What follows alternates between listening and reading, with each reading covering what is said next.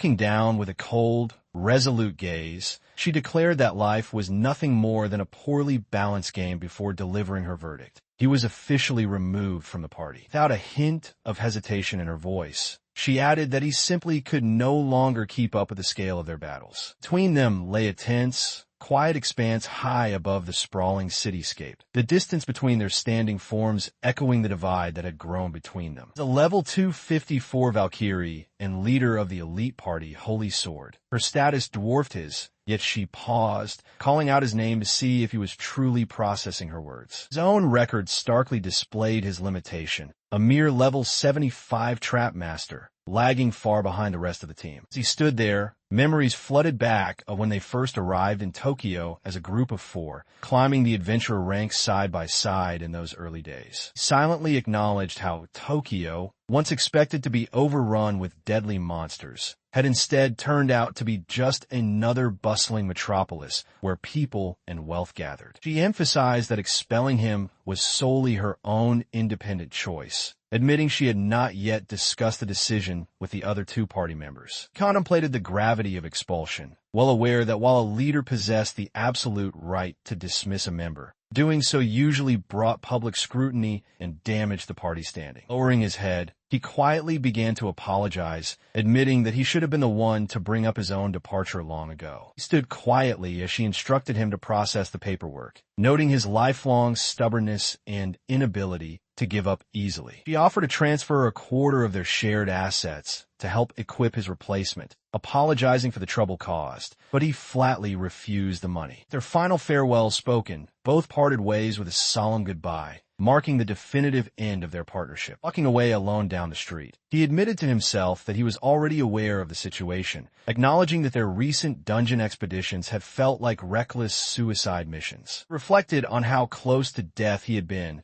realizing that without his teammates' constant intervention, even a single graze from an enemy attack would have ended his life. Continuing his lonely trek, he contemplated the vast gulf in talent between himself and the prodigies he had walked beside since childhood. Pausing along the roadside fence, he looked up at the vast open sky, silently wishing he could have remained by their side just a little longer. So, Kagura Kaikeru was officially expelled from the elite party known as Holy Sword. Entering a public building, he overheard nearby onlookers whispering about his dismissal, noting how people were always quick to gossip about the mystery behind his former membership. As he passed through the crowd, the onlookers mocked his support class, wondering how a simple trap master could have held back such legendary geniuses for so long. He accidentally bumps into a passerby on the crowded sidewalk, receiving a brief apology before she continues on her way. The encounter leaves him reflecting on how truly strong active adventurers are, noticing that they move with an effortless presence that sets them completely apart. As he watches her walk away, he ponders how easy it is to be left behind in this world, casting his eyes up toward the sky where the massive dimensional structure looms. It has been 40 years since those mysterious holes first tore open the atmosphere above Tokyo. The emergence of these anomalies 40 years ago changed humanity forever, awakening special abilities within certain individuals and giving rise to the modern class of adventurers. Later, while riding an elevated train across the city, he listens to a news broadcast praising Holy Sword as Japan's premier party, celebrating their historic milestone of conquering 300 dungeons. Glares out the window at the towering Origin Gate, one of the 7 legendary first dungeons floating directly over the metropolis, knowing public expectations are sky-high for Holy Sword to clear it, though it no longer concerns him. Deep within the core of the ominous structure, dark energy begins to crackle violently as strange pod-like structures react. Without warning, a massive, grotesque arm covered in eye-like symbols tears straight out through a portal in the sky. Shocked, he spots the colossal entity extending toward the earth through the train window, horrified that no one else seems to notice the impending doom. Catastrophic impact shatters the area, causing massive destruction as panic erupts and screams echo through the falling debris. The dust clears. The train lies totally shattered in a mangled heap of concrete and steel wreckage. Gasped for air among the smoldering ruins, staring in utter disbelief at the empty sky where the massive entity had just vanished. Realizing that the devastating strike had originated directly from the origin gate, panic seized his chest as he struggled to process the sheer scale of the threat. Collapsing onto the shattered pavement, he desperately told himself that he needed to warn his former companions before anyone else was harmed. Bitter regret consumed him as he lamented his inability to keep pace with them, wishing he could have stood by their side until the very end, unaware that a mysterious figure was watching him from above. Mysterious maiden clad in a gown of dark, writhing tendrils descended upon the scene. She mockingly noted what an unsightly state the chosen one was in, yet conceded that it must be fate that allowed him alone to perceive the incoming cataclysm. Lay practically paralyzed on the ground, his body bruised and battered from the initial shockwave. Weakly turning his head toward the enigmatic stranger, he managed to choke out a question asking who she was. She replied playfully, wondering if she should consider herself a demon god or perhaps a savior to someone in his dire predicament. Leaning closer with star-patterned eyes gleaming with unearthly intrigue, she directly confronted him, asking if he truly desired the power to change his fate. Without waiting for an answer, a dark thread of shadow burst from her form, wrapping tightly around his waist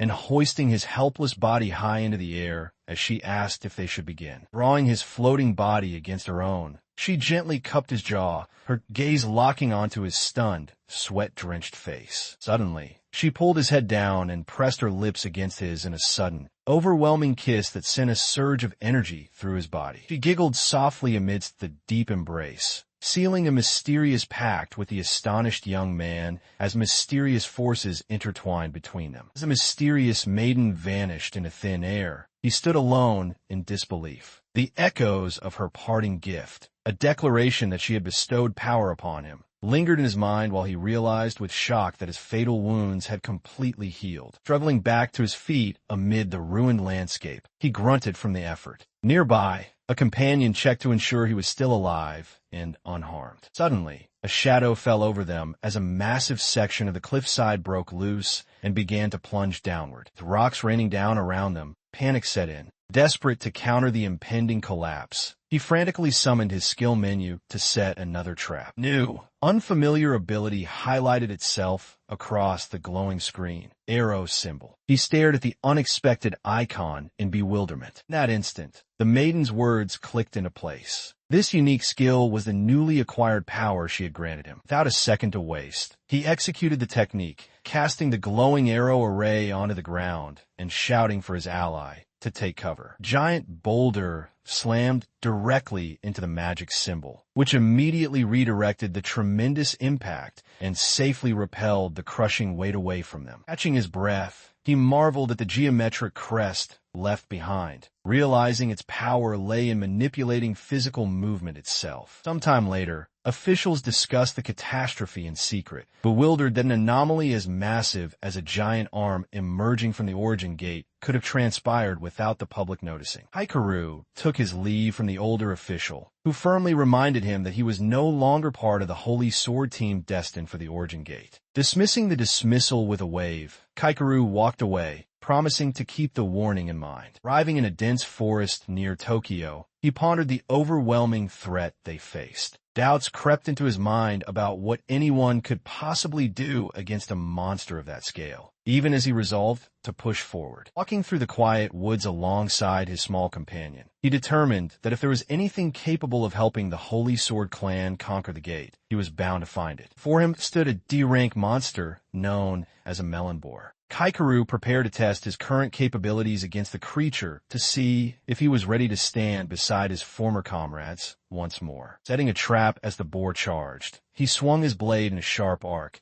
but the agile beast leapt clear of the hazard, evading his initial ambush. Sprinted through the trees, acutely aware of the intrinsic limitations of his class. Trap masters lacked direct offensive power and could only gain experience by ensnaring beasts within their constructs. Keeping a level head despite the creature's unrelenting speed, he closed the distance and laid a trap directly on the beast's face at point-blank range. Invoking his unique skill, arrow symbol, he redirected the charging boar's momentum, flinging the massive monster helplessly through the air. Forced trajectory slammed the beast violent into a nearby tree, crushing it instantaneously under the sheer weight of its manipulated kinetic energy. Looking down at his trembling hand, Kaikeru reflected on his combat style. While he remained physically weak and unaccustomed to close-quarters fighting, he realized that as long as he made physical contact, he could forcefully trigger his traps on any target. He brushed a hand against his cheek, unfazed by the minor injury as he reflected on his progress. Standing tall amidst the clearing, he clenched his fists with newfound determination, celebrating that he had finally acquired the power he had desperately sought for so long. Yet, even with this breakthrough, his ambition remained unsated, driving a fervent desire to grow even stronger while intense combat raged nearby. Meanwhile, the young noblewoman fought fiercely against a swarm of approaching monsters. Her panic-stricken companions pleaded for her to escape,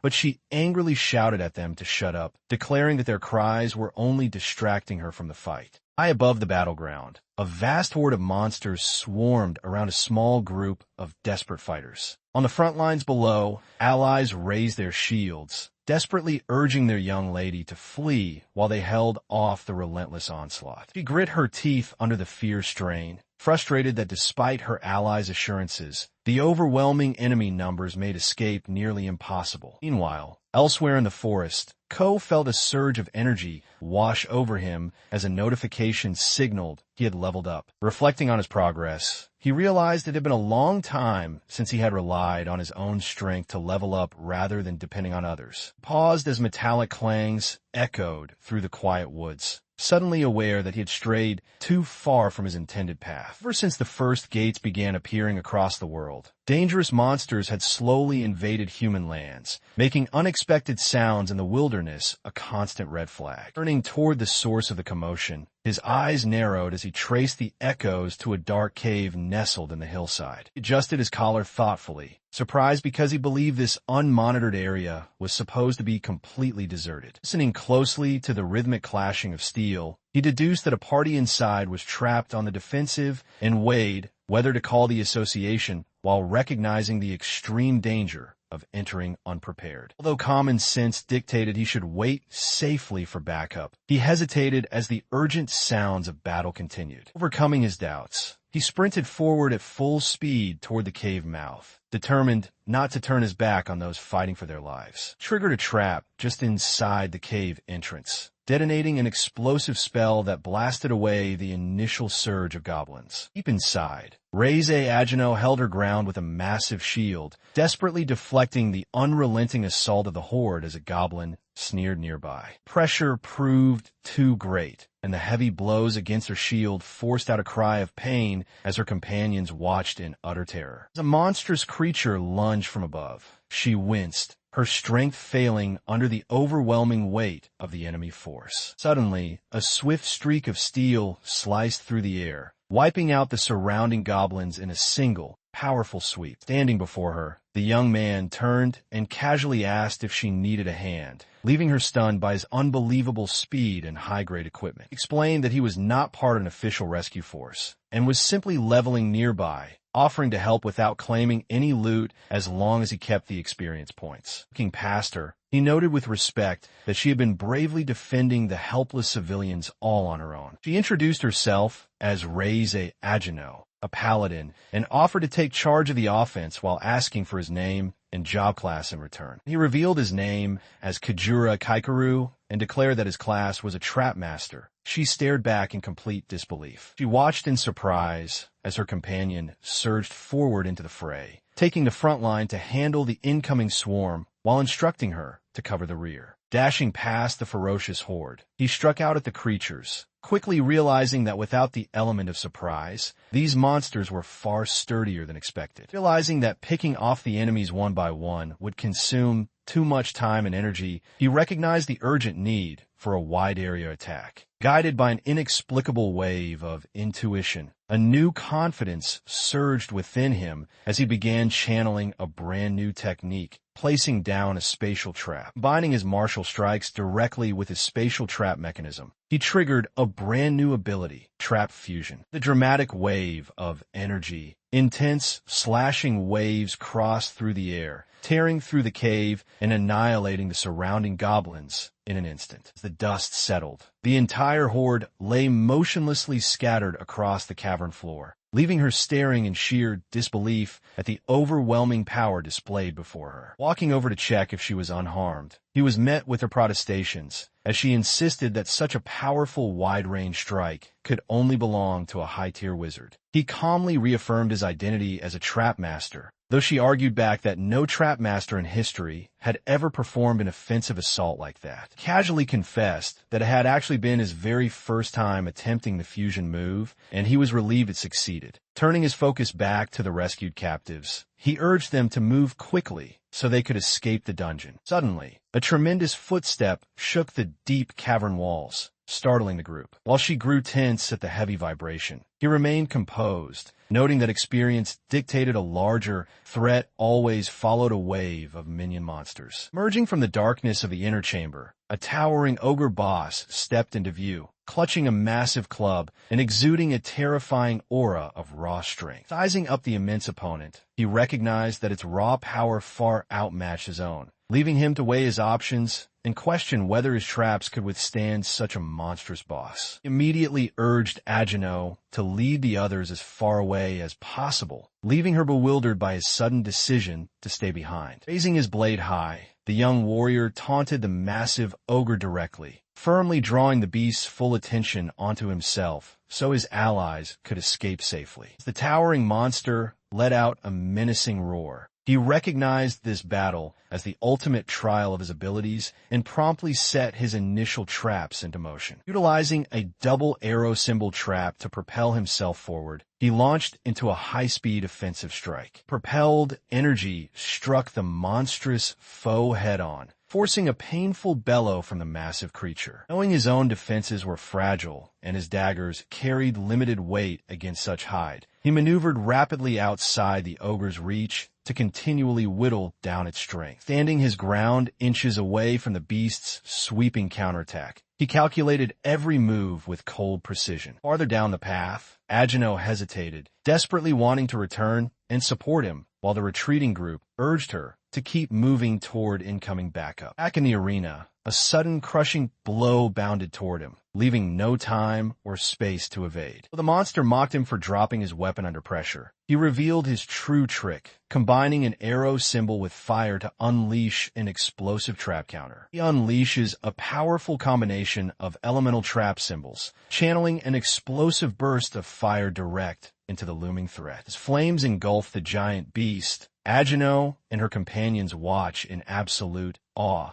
marveling at a combat style that merges the rapid agility of a rogue with the devastating firepower of a wizard. Standing resolute amid the smoke and debris, the young adventurer leaves an indelible impression on those watching, signaling a shift that could reshape how all adventurers view the world. Hikaru looked up at the sign for Ri-Izai's Kanazawa branch, realizing this was Japan's leading brand for adventure equipment. As he recalled using their high-grade gear in the past, he remembered hearing rumors about the president's daughter, surprised to discover she was actually managing the Hakariku branch. Sitting down for tea, she expressed her gratitude for his recent help during their survey, though he gently dismissed the praise and questioned why a high-ranking branch chief had been assigned to basic guard duty. She explained that after sending her subordinates into a dangerous zone, she felt obligated to step in, admitting that she frequently faced accusations of nepotism due to her family ties. Shifting the focus from personal pleasantries, she unexpectedly asked to discuss business with him. Across the formal tea table, she extended a direct offer, asking if he would sign an official sponsorship contract with her company. Pressed for clarification, pointing out that he wouldn't be suitable for public relations or promotional materials, making her true motives puzzling. With absolute conviction in her tone, she laid out her ambition, stating that her goal was simply for him to become the strongest adventurer in existence. She viewed the contract as a strategic investment in his untapped potential. He quietly reflected on his recent expulsion from his previous party. She inquired about the reason for his exile. He confessed it was because he was deemed too weak, prompting her to dismiss his former allies as entirely blind to his true worth. Grimaced, his head bowed low as he asked her firmly not to speak ill of his former companions. Recognizing that she was merely trying to encourage him, he softened his stance, while she softly offered her apologies for overstepping. She reassured him that neither his expulsion nor his current level of strength mattered to her, so long as he remained a person of integrity who had committed no crimes. Her words settled in his mind, fueling a quiet determination within his heart. Looking out toward the distant horizon, he swore to himself that he would grow stronger, not merely in raw physical power, but in mental fortitude as well. Turning back to face her, he stood tall and formally accepted the corporate contract. As they finalized the agreement, she casually inquired about the name of the party he had belonged to. He revealed that his previous group was the renowned Holy Sword. She cried out in utter disbelief. Far away from the city, sitting atop the remains of a felled beast, a young female adventurer murmured his name quietly into the wind. Resting high above the massive carcass of the defeated monster, she gazed into the distance, wondering how he was faring on his own. In truth, her teammates in Holy Sword had agreed that casting him out was for his own protection, believing that keeping him near would only expose him to mortal danger for their own selfish pursuits. Standing under the open sky,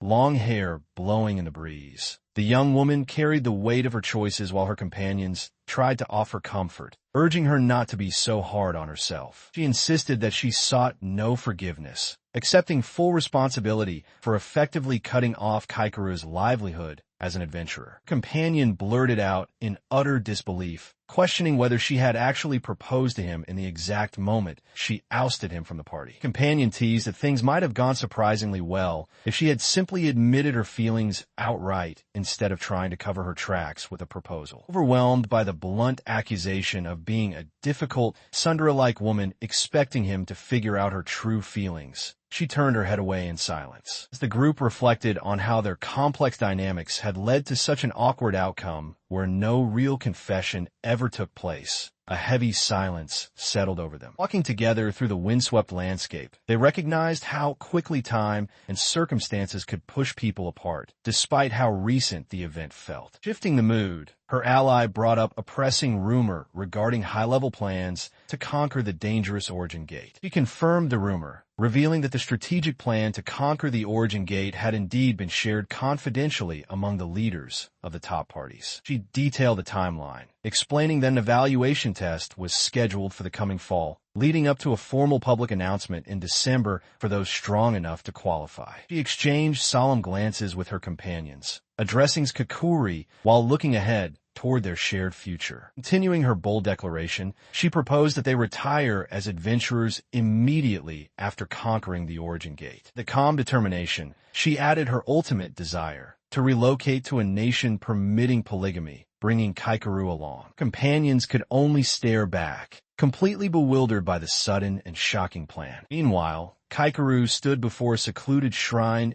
entrance bound by caution tape, marveling at the portal in front of him. His companion confirmed that ownership of the low-rank dungeon had been officially transferred to him, though an inspector accompanied them, drawing his weapon with a sharp, unsheathing sound. He accepted their well wishes as he prepared to step into the portal alone. Inside the dungeon, he unleashed a flurry of rapid strikes, methodically testing his skill ranges, cooldowns, and combat techniques. Approaching the boss chamber, he contemplated using arrow symbol to enhance his combat output, determined to prove he could fight like a frontline warrior. As he entered the cavernous lair, a massive rank B goblin general emerged, its menacing presence signaling an intense duel ahead. Dodged and weaves through a relentless barrage of stone and debris, realizing with growing concern that the behemoth was using the entire chamber as a weapon to keep him at a distance. Knowing he needed to close the gap, the strategist calculated his next move, determined to break through the creature's thick armor in a single decisive strike. Seizing the initiative, he unleashed his trap combination, launching a sudden offensive of directional symbols alongside a swift blade slash. A rain of light projectiles plummeted toward the monster, trapping the massive foe in place as the trap sprung, causing the beast to roar in agony. Doubling down on his advantage, he activated a quartet of directional arrow symbols to amplify the kinetic force of the impending blow. Combined power of the traps erupted into a clean, massive vertical slice through the giant opponent, splitting its defenses wide open. The formidable monster dissolved into mist. A glowing reward materialized from the vanquished enemy in its wake. Examining the newly acquired fire trap core, he realized its value, deciding it would be far more beneficial to pass the item along to his ally. Stepping out past the barrier of the dungeon entrance, he was greeted with joyful relief as his companions rushed forward to welcome him back safely. As items materialized from defeated foes, Kaikeru stood amidst dissolving particles, reflecting on his loot. Examining a newly acquired ring, he considered that despite having utility traps on hand, it might be best given to Reize.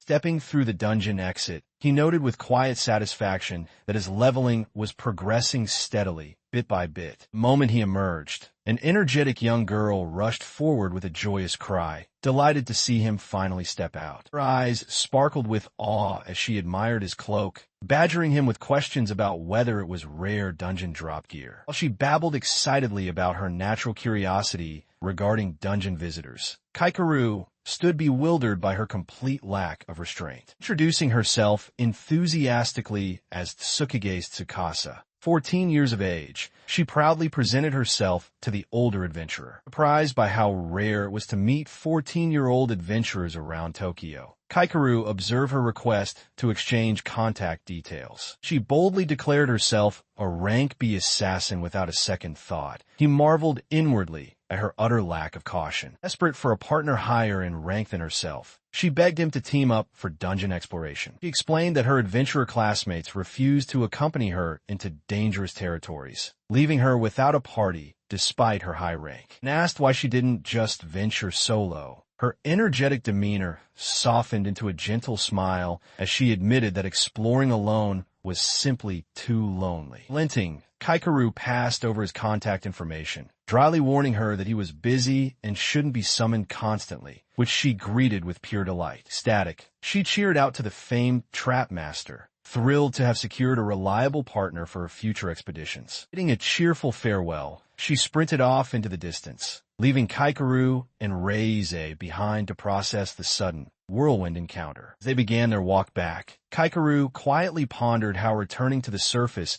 meant encountering more unorthodox adventurers, before being warmly welcomed back by Reize. Discussing his dungeon crawl, he noted that he could handle slightly higher-ranked challenges next time, prompting Reize to offer to arrange an appropriate contract. Reaching into his belongings, he produced a ring he had acquired during his run and casually offered it to her, asking if she would take it. Shocked by the gesture, her face flushed red as she stared down at the band in her trembling hands, completely misinterpreting the gift. Overcome with embarrassment, she stammered out a question regarding the romantic implications of a man giving a woman a ring, leaving Kaikeru utterly baffled by her reaction. She demanded to know why he would hand her such a gift if it meant nothing, pressing him for an explanation. Flustered, he bowed in apology, insisting it was simply functional equipment dropped from today's dungeon expedition and that he hadn't intended any deeper romantic meaning.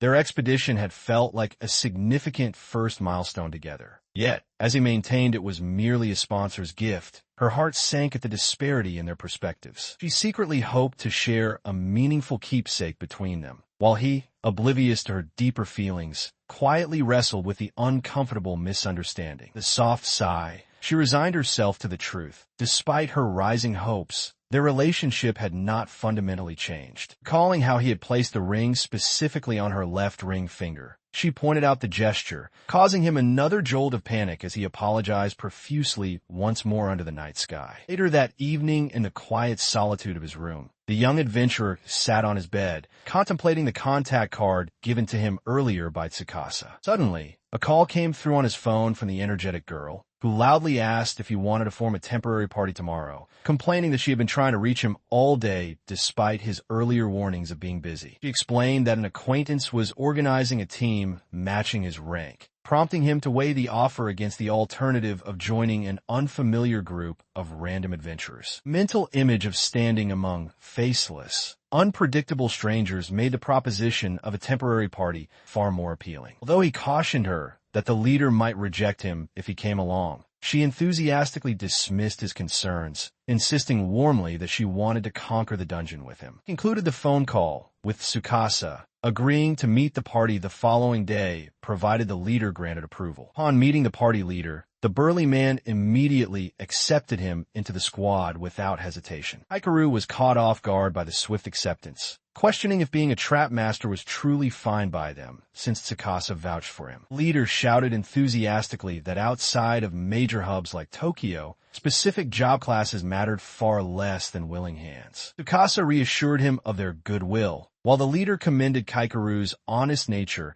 as the vital trait for dungeon teamwork. Spirits high, the newly formed party set off toward the dungeon raid. As they walked, a sudden, subtle shift in the air caught Kaikaru's attention, stirring a quiet vigilance within him. Paused in his tracks, adjusting his cape as a strange sensation washed over the surroundings. Surrounding party members simultaneously felt an ominous pressure ripple past them, leaving them momentarily unsettled. Moments later, fierce beast-like monsters charged straight toward their location as the team scrambled into battle formation. Watched in awe as the party made quick work of the beasts, particularly impressed by Tsukasa's speed and absolute control for someone so young, recognizing her potential as a future elite adventurer. The swift, clean strike, the battle ended almost as soon as it had begun, earning silent approval from the older party leader. While Tsukasa excitedly prepared to move on, the older party members begged for a breather, leaving the young master to wonder if the strange feeling from earlier was merely his imagination. As they journeyed deeper into the woods, the veterans noted how far they had progressed and mentioned that the boss room must be close by. In response, one of the veterans hummed thoughtfully, casting a deliberate glance backward. Moments later, the metallic sound of a blade drawing broke the quiet, signaling that the time for pretense was over. Without warning, the veterans seized Tsukasa from behind, holding her hostage while mocking the young assassin's reliance on rank. Traders revealed they had pieced together the truth from the distinctive clinking of high-rank equipment, catching on to the fact that the young ones were hiding their true strength. Stepping forward, the trap master confronted the three men directly, accusing them of being high-ranked bandits masquerading as low-tier adventurers. Horrified by the sudden betrayal, Tsukasa realized they had been lured in as targets all along by experienced killers pretending to be out of their depth. Stood silently, while Tsukasa reeled in disbelief, shocked that the companions she trusted were merely using disguises to catch high-tier adventurers off guard. Bandits burst into cruel laughter, mocking the high-rank adventurers for looking down on those without rare gear and boasting about their deceitful strategy. Desperate to prevent further harm, Tsukasa pleaded for him to run and escape while assuring the bandits she would cooperate if they spare the others. Captors mocked her pleas, shouting that a trap master could never escape their grasp so easily. Overwhelmed with guilt, she wept bitterly, apologizing to him for dragging him into such a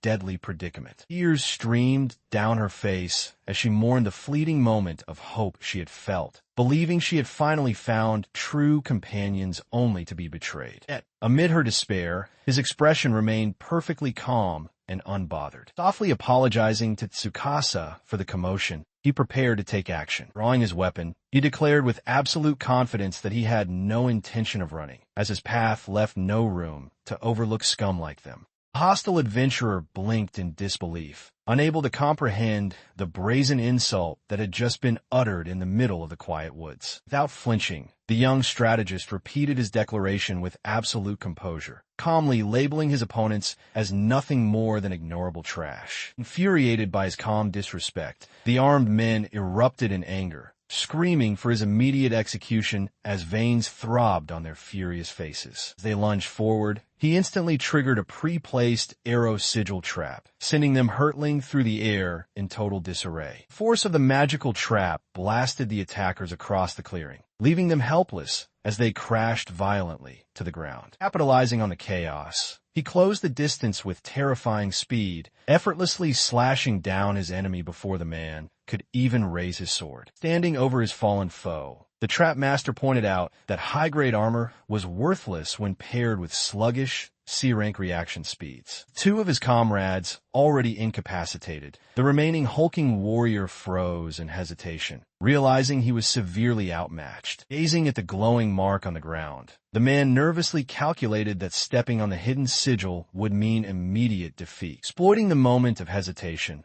the youth unleashed a blinding flashbang spell, charging through the light to deliver the decisive blow. He stood composed over his defeated opponent, while the wounded assailant spat blood in frustration, clinging tightly to his massive blade and boasting that his harsh past made him invulnerable to openings. Glaring upward through gritted teeth, the enemy threatened to slaughter him and strip him of his high-tier gear for daring to look down on them. Looking down cold and unimpressed, he reminded the attacker that stolen gear did not equate to true strength, dismissing the adversary's boastful claims of taking equipment from those who mocked him. Furious at the rejection, the attacker screamed that survival dictated power, insisting that vanquishing opponents made him the ultimate survivor. Unmoved by the desperate outburst, he countered that the man had truly lost to the weakness of his own heart, instantly triggering a magic sigil beneath their feet. Sigil flashed violently as the spell launched into action. In a rapid flash of motion, the spatial magic catapulted the assailant far away across the field, clearing the threat instantly. He watched silently as the enemy was vanished into the distance. Reflecting on the nature of adventurers, he pondered how critical trust is when exploring a dungeon, realizing he and his opponent were not so different in upbringing. Turning to the campsite, he reunited with Tsukasa, who reassured him that calling for backup was a life-saving move even if it was just a bluff. Reflected on the situation with Tsukasa as they gathered their gear, noting that carrying their fallen allies back would have been tough, though the defeated attacker likely survived thanks to his heavy armor. Apologizing for dragging him into the mess, the young girl looked up with wide, earnest eyes, but he quickly reassured her that he was genuinely glad she had invited him. Observing that their party had shrunk from 5 members down to just 2, he suggested calling it a day, but she paused and addressed him softly. Looking at him with determination, she pleaded to keep going until they couldn't anymore, refusing to let their effort end on such a grim note. Relieved to see her spirit intact, he asked if she was ready to tackle the dungeon together, to which she enthusiastically agreed. With renewed resolve, the two turned toward the path ahead, ready to press deeper into the forest. Watching from behind the cover of a tree, Agino realized her intervention wasn't needed after all and prepared to withdraw silently. As Agino decided to file her report, the duo charged forward through the dungeon, seamlessly slicing through monsters as Tsukasa marveled at his incredible unique skill. Flustered by her admiration, he admitted it was a slip-up that he revealed it, while she playfully teased him as they continued their rapid advance. Reaching the massive entrance to the inner depths, she raised her weapon with high energy, declaring their arrival at the boss room. She walked cautiously alongside him into the open snowy region, warning that the scenery remained unchanged and no boss was visible yet, so they could not afford to lower their guard. Without warning, a sudden blinding flash erupted across the snow right in front of them, catching both off guard. Recovering from the glare, he asked if she had caught a glimpse of what just happened, but she admitted she had seen nothing despite staying on high alert. Analyzing the situation, they deduced that their unseen enemy was undoubtedly a wolf-type monster equipped with stealth abilities. Suddenly, a translucent spectral beast materialized atop a nearby rock, unleashing a piercing howl that signaled it was calling for reinforcements. Surrounded by a pack of vicious wolves, they realized the stealth wolf was hiding while letting its minion pack do the fighting and endlessly spawn. Understanding the stakes, they determined that the only way to end the game of hide-and-seek was to locate and eliminate the stealth wolf itself, spotting a shadow leaping through the air. Acting quickly, traps were set and fire sigils combined with arrows were unleashed to cut through the wave of oncoming wolves as they sprinted through the snow. Realizing the difficulty of reacting while the boss remained hidden within the pack, he called out to her, asking if she could hold off the pack on her own for 10 seconds. She confirmed she could, taking on the surrounding horde while he activated his arrow sigil and slash trap to turn the tide of battle. He called out in encouragement, urging his young companion to push beyond her limits as she darted across the battlefield, desperately holding off the overwhelming swarm of wolves. Suddenly, mid-stride, she caught sight of an unexpected movement and gasped in surprise. A massive trap detonated across the clearing, obliterating the vast majority of the wolf pack in a single burst. With the area cleared of minions, he noted that he could now isolate and track the hidden alpha's howl. Attempting to strike before the creature could reposition, she lunged forward, but the stealth wolf counterattacked rapidly, catching her off guard and knocking her back. As the dust settled, he commended her bravery for holding out so well. Although the boss had vanished into stealth once more, he reassured her with a calm smile that he already had a plan to finish the fight. Looking up at his composed figure, a warm realization washed over her. Fighting by his side brought an exhilarating feeling she could only compare to love. She gazed at him with newfound admiration, recognizing the incredible skill and presence of the fighter before her. Turning his gaze down toward her, he delivered a straightforward proposal, asking if she would officially join forces and team up with him. He reflected on his past with his former party, Holy Sword. Tsukasa directly asked him to officially team up with her. Appreciating the gesture, he asked for time to process her request, insisting they focus first on hunting the stealth wolf. Looking across the barren plain, she noted that the beast had once again vanished completely from sight. Sneaking closer behind her, he calmly assured her that he knew its location and needed her assistance to execute his plan. Her face brightened with absolute confidence in him as she expressed her excitement for the upcoming battle. Drawn out by their presence, the glowing spirit wolf charged across the field directly toward her armed figure. Standing at a distance with blade in hand, he snapped his fingers to trigger his preset trap. The massive beast loomed directly behind him. He affirmed that everything was unfolding precisely according to his setup. Activating a quadruple arrow magic circle, they coordinated their actions perfectly as the trap sprung into motion. With lethal speed, she leaped high into the air, blades ready, diving straight down toward the trapped creature below. She plunged downward with resolute determination, putting full trust in her companion's guidance to strike the barely visible beast. Slicing through the air at high speed, her blade cut straight toward the enemy's path. Sending like a streak of light, she drove her dagger downward into the target with absolute precision. The beast successfully slain, the team celebrated their hard-won victory as they reunited on the battlefield. As the dust settled, she paused amidst a warm, radiant aura of relief. Turning back with a gentle smile, she expressed her heartfelt gratitude to the one who had guided her strike. Sometime later, the report of their successful hunt reached the city's guild headquarters. Relaxing on an open balcony, the group gathered to unwind and reflect on returning safely from the dive. Serving tea to the party, the young maid expressed her delight at seeing everyone back unharmed. Casual conversation took a light-hearted turn as they poked fun at her choice of work attire outside her observer duties. She admitted with a hesitant look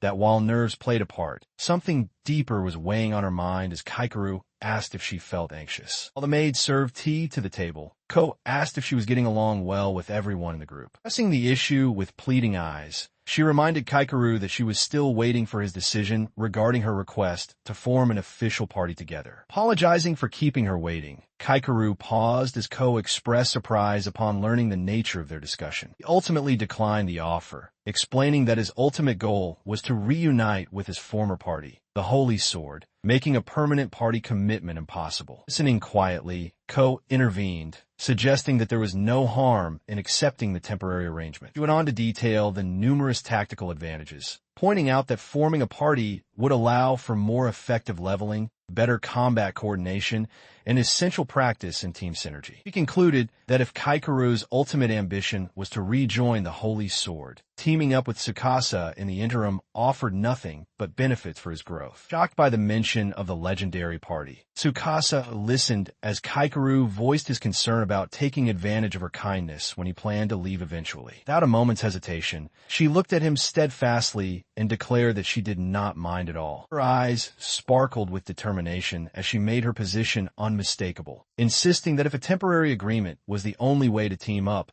she would gladly accept rather than lose the opportunity over a trivial detail. Listening quietly, he reflected on his own growth and realized that if he was destined to form a party with anyone other than his dream guild, this might be his best path forward. Picking up his mind, he spoke clearly and extended a direct offer to team up with her. He asked if she would truly be willing to indulge his selfish condition. She responded without a second thought, warmly encouraging him to fulfill his dream as their agreement was officially sealed. That settled, he turned to their other companion and formally invited her to join their new alliance as well. Accepting gracefully, she noted that every group requires a proper tank, prompting their energetic young companion to celebrate the additional support enthusiastically. Overjoyed by the outcome, the young girl cheered loudly at the official formation of their party, declaring that it felt like a dream come true. As they moved to administrative details, she offered to handle the paperwork while insisting that he serve as the party's leader and choose its name. After a brief moment of quiet contemplation, he delivered his final choice, bestowing upon their team the name Vestige. He sat comfortably at the outdoor terrace, admitting with a soft smile that while chasing the past felt embarrassing, it remained his primary motivation.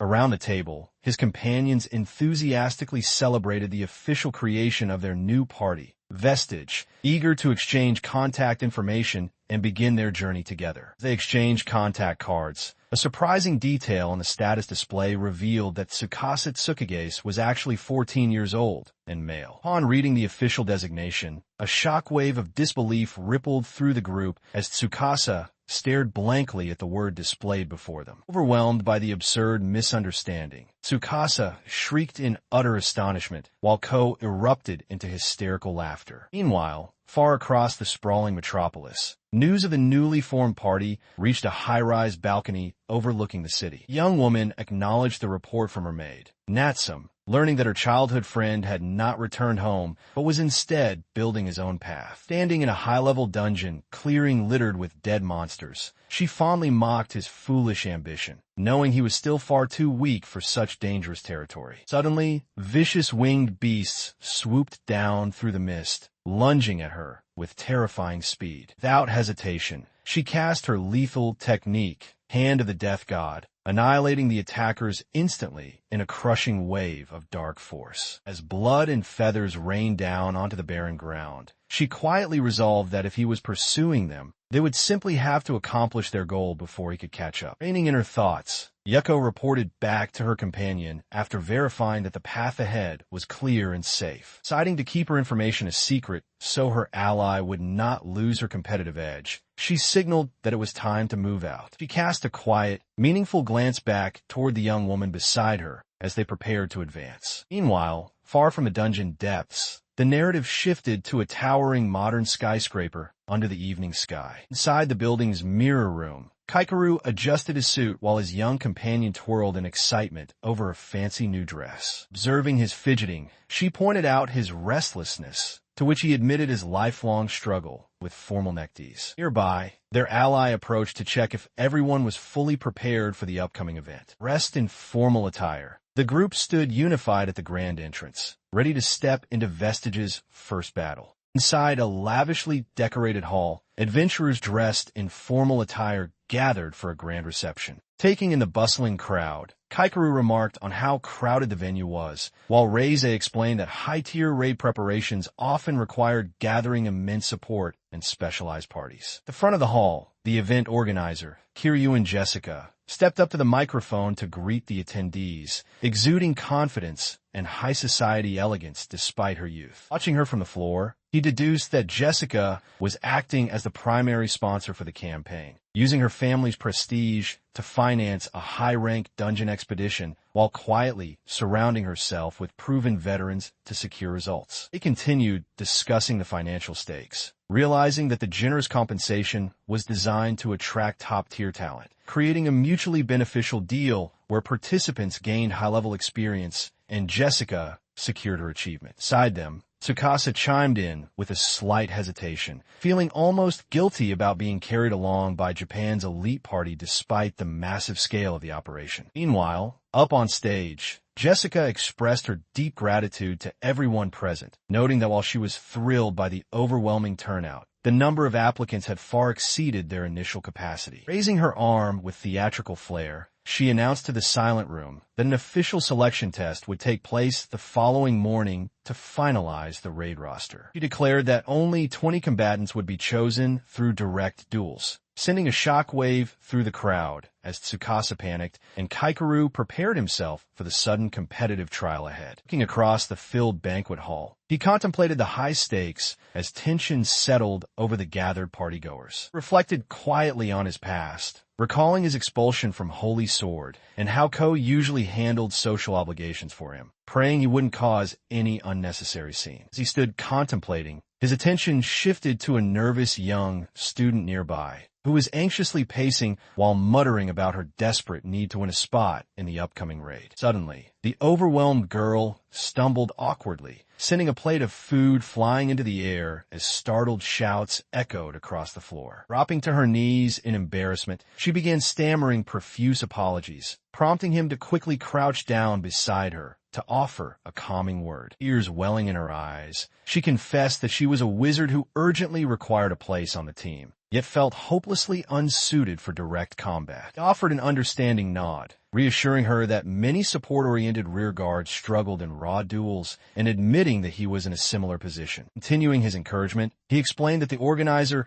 simply sought the most capable candidates for the raid itself, meaning a strong display of utility during the match could secure a spot regardless of victory. Gently advised her not to panic, telling her to focus solely on delivering a good performance and avoiding any more spilled refreshments. Reassured by his steady composure, the young spellcaster picked herself up and offered a faint, grateful smile as her anxiety slowly faded. Though he had maintained a confident front for her sake, he privately recognized that as a C-rank trap master, his own qualification was deeply uncertain. Nearby, Jessica greeted newly arrived guests. As he prepared for what lay ahead, noble attendees gathered in the spectator area. Agino offered gentle words of support to her companion, who nervously fidgeted with her gloves while acknowledging that it was finally her turn in the spotlight. The young noble girl complained that she was still being treated like a child, expressing her determination to prove her worth so her father would hand over leadership of their company. Observing from a distance, Agino stood alongside her peers while discussing the recommendation of the trapmaster, remaining confident despite the doubts raised about having such a class in their party. Their lively banter continued as the younger girl shouted in protest against being patronized. Moments later, the announcer declared Kaikeru the victor of his match. While standing triumphantly before the crowd, he privately reflected on having to rely on his stealthy trap techniques to secure the win. The VIP seating area, Raid Commander Haidu quietly analyzed the match, intrigued by the strange nature of Kaikeru's attack, while the defeated opponent was scolded for losing to a trap master. Rejoicing over his success, Tsukasa gleefully demanded praise, prompting Kaikeru to pat her head before they turned their focus toward watching Agino's upcoming duel. As they made their way to the arena balconies, Tsukasa commented on Agino's paladin class, while Kaikeru noticed that her match was scheduled against the nervous student wizard from earlier. Referees signaled the start of the match between the paladin and the young wizard, while Kaikeru and Tsukasa offered their quiet encouragement from the stands. Without hesitation, the student wizard immediately drew her bow magic, aiming high and drawing back her string to launch a swift opening spell. She unleashes a dramatic magical spell with incredible power, astounding the spectators in the arena. Tsukasa watches in awe, wondering if even her older sister can withstand such a ferocious assault. Rather than dodging the incoming strike, Agino stands her ground resolutely behind her massive shield, determined to prove the unshakable dignity of a true tank-class combatant. Absorbing the full force of the blow without yielding an inch, she deflects the attack cleanly, earning widespread praise from the onlookers for her incredible toughness. As the student tries to close the distance to bypass the defense, the proctor suddenly calls a halt to the duel before either girl can escalate the fight further. The match officially called off, the evaluators declare that both participants have demonstrated more than enough high-level skill to pass the examination. After changing out of their gear, Tsukasa and Agino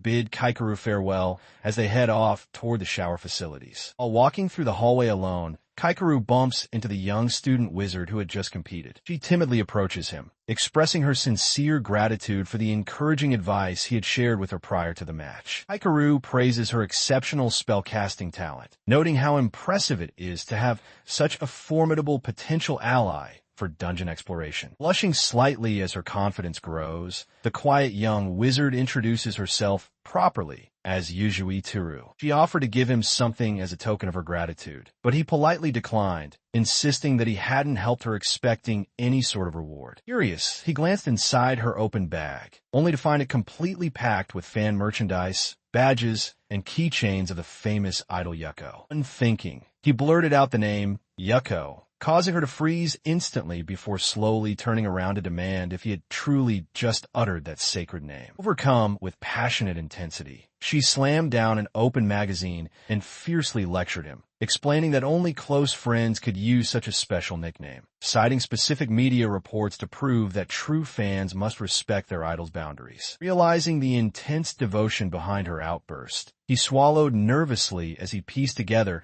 that she was an obsessive fan of the Holy Sword Team's idol. Later, as they gathered on the terrace, Tsukasa admitted her surprise at learning that he had previously been a member of the legendary Holy Sword Team. Reflected calmly on their past, noting that their party leader had handled all media relations, meaning most people outside their direct contacts in Tokyo would only recognize famous members like Yuko and Kakuri. The young wizard girl stepped forward, passionately protesting that no one else had the right to call her favorite idol by the intimate nickname Yuko. Observing her intense reaction, Kaikeru quietly realized she was a devoted fan of Yuko, even as he explained that the pet name was simply an old habit from their shared past. Suddenly connecting the dots, the student turned toward Kaikeru with wide eyes, offering a warm, apologetic greeting as the realization settled in. She stared at him in utter disbelief, murmuring his name softly as her mind struggled to process who stood right before her. Sudden, stunned silence left Kaikeru and Tsukasa blinking in complete confusion at her dramatic shift in demeanor. She recalled hearing that the nickname Yuko was given exclusively by a childhood friend, a detail never mentioned in any public interviews. Having assumed it was merely an unverified rumor passed along by fans who met the idol in person, the truth was now staring her right in the face. Trembling breath, she identified him as the mysterious, legendary fourth member of the renowned group, Holy Sword. Kaikeru grimaced in discomfort, inwardly pleading with her not to bestow such an embarrassing, overly dramatic title upon him. As if to completely derail the tension, she suddenly gasped in shock at the revelation that he had been expelled. She reeled in utter shock, imagining the sheer scandal that would erupt around the legendary party Holy Sword if this information came to light. She began to spiral into despair. Tsukasa returned to the group, noticing the heavy, gloomy atmosphere that had suddenly settled over them. He openly admitted that he could not deny being expelled from the group, leaving the young wizard to wonder if he was merely being exposed or attempting to sway her. Continuing as they walked, he explained that he simply wished to avoid any further trouble and did not want to cause problems for Holy Sword, because public knowledge of his former membership would cause an uproar and leave him with no peace. He politely asked her if she could keep the matter quiet. Nodding in understanding, she readily agreed to keep his secret, prompting a heartfelt expression of gratitude from him. Shifting the mood, he pulled out his device and asked if she happened to have a photo with Ashitari, remarking on how strong of a girl Ashitari was. While the wizard girl trembled with overwhelming excitement at the mention of her idol, Ko observed her reaction with a cheerful smile. Later, settled at a restaurant table together, he reflected on how bizarre it felt to meet one of Ashitari's core fanatical supporters in person. As they sat in the dining lounge, Tsukasa marveled at the experience, noting that staying at a hotel so close to a dungeon was both a first for her and bound to be expensive. She listens closely as the group discusses the Kiryuin family's ownership of the hotel, realizing the extensive preparations arranged for high-level education. Across the dining room, nearby patrons notice something intriguing on a screen and leaning closer. Their eyes widen in recognition as they spot the legendary Holy Sword displayed on the device. Meanwhile, Back at the table, Yuzui expresses immense relief and gratitude after being saved, clutching her magical storage item. Eager to include everyone,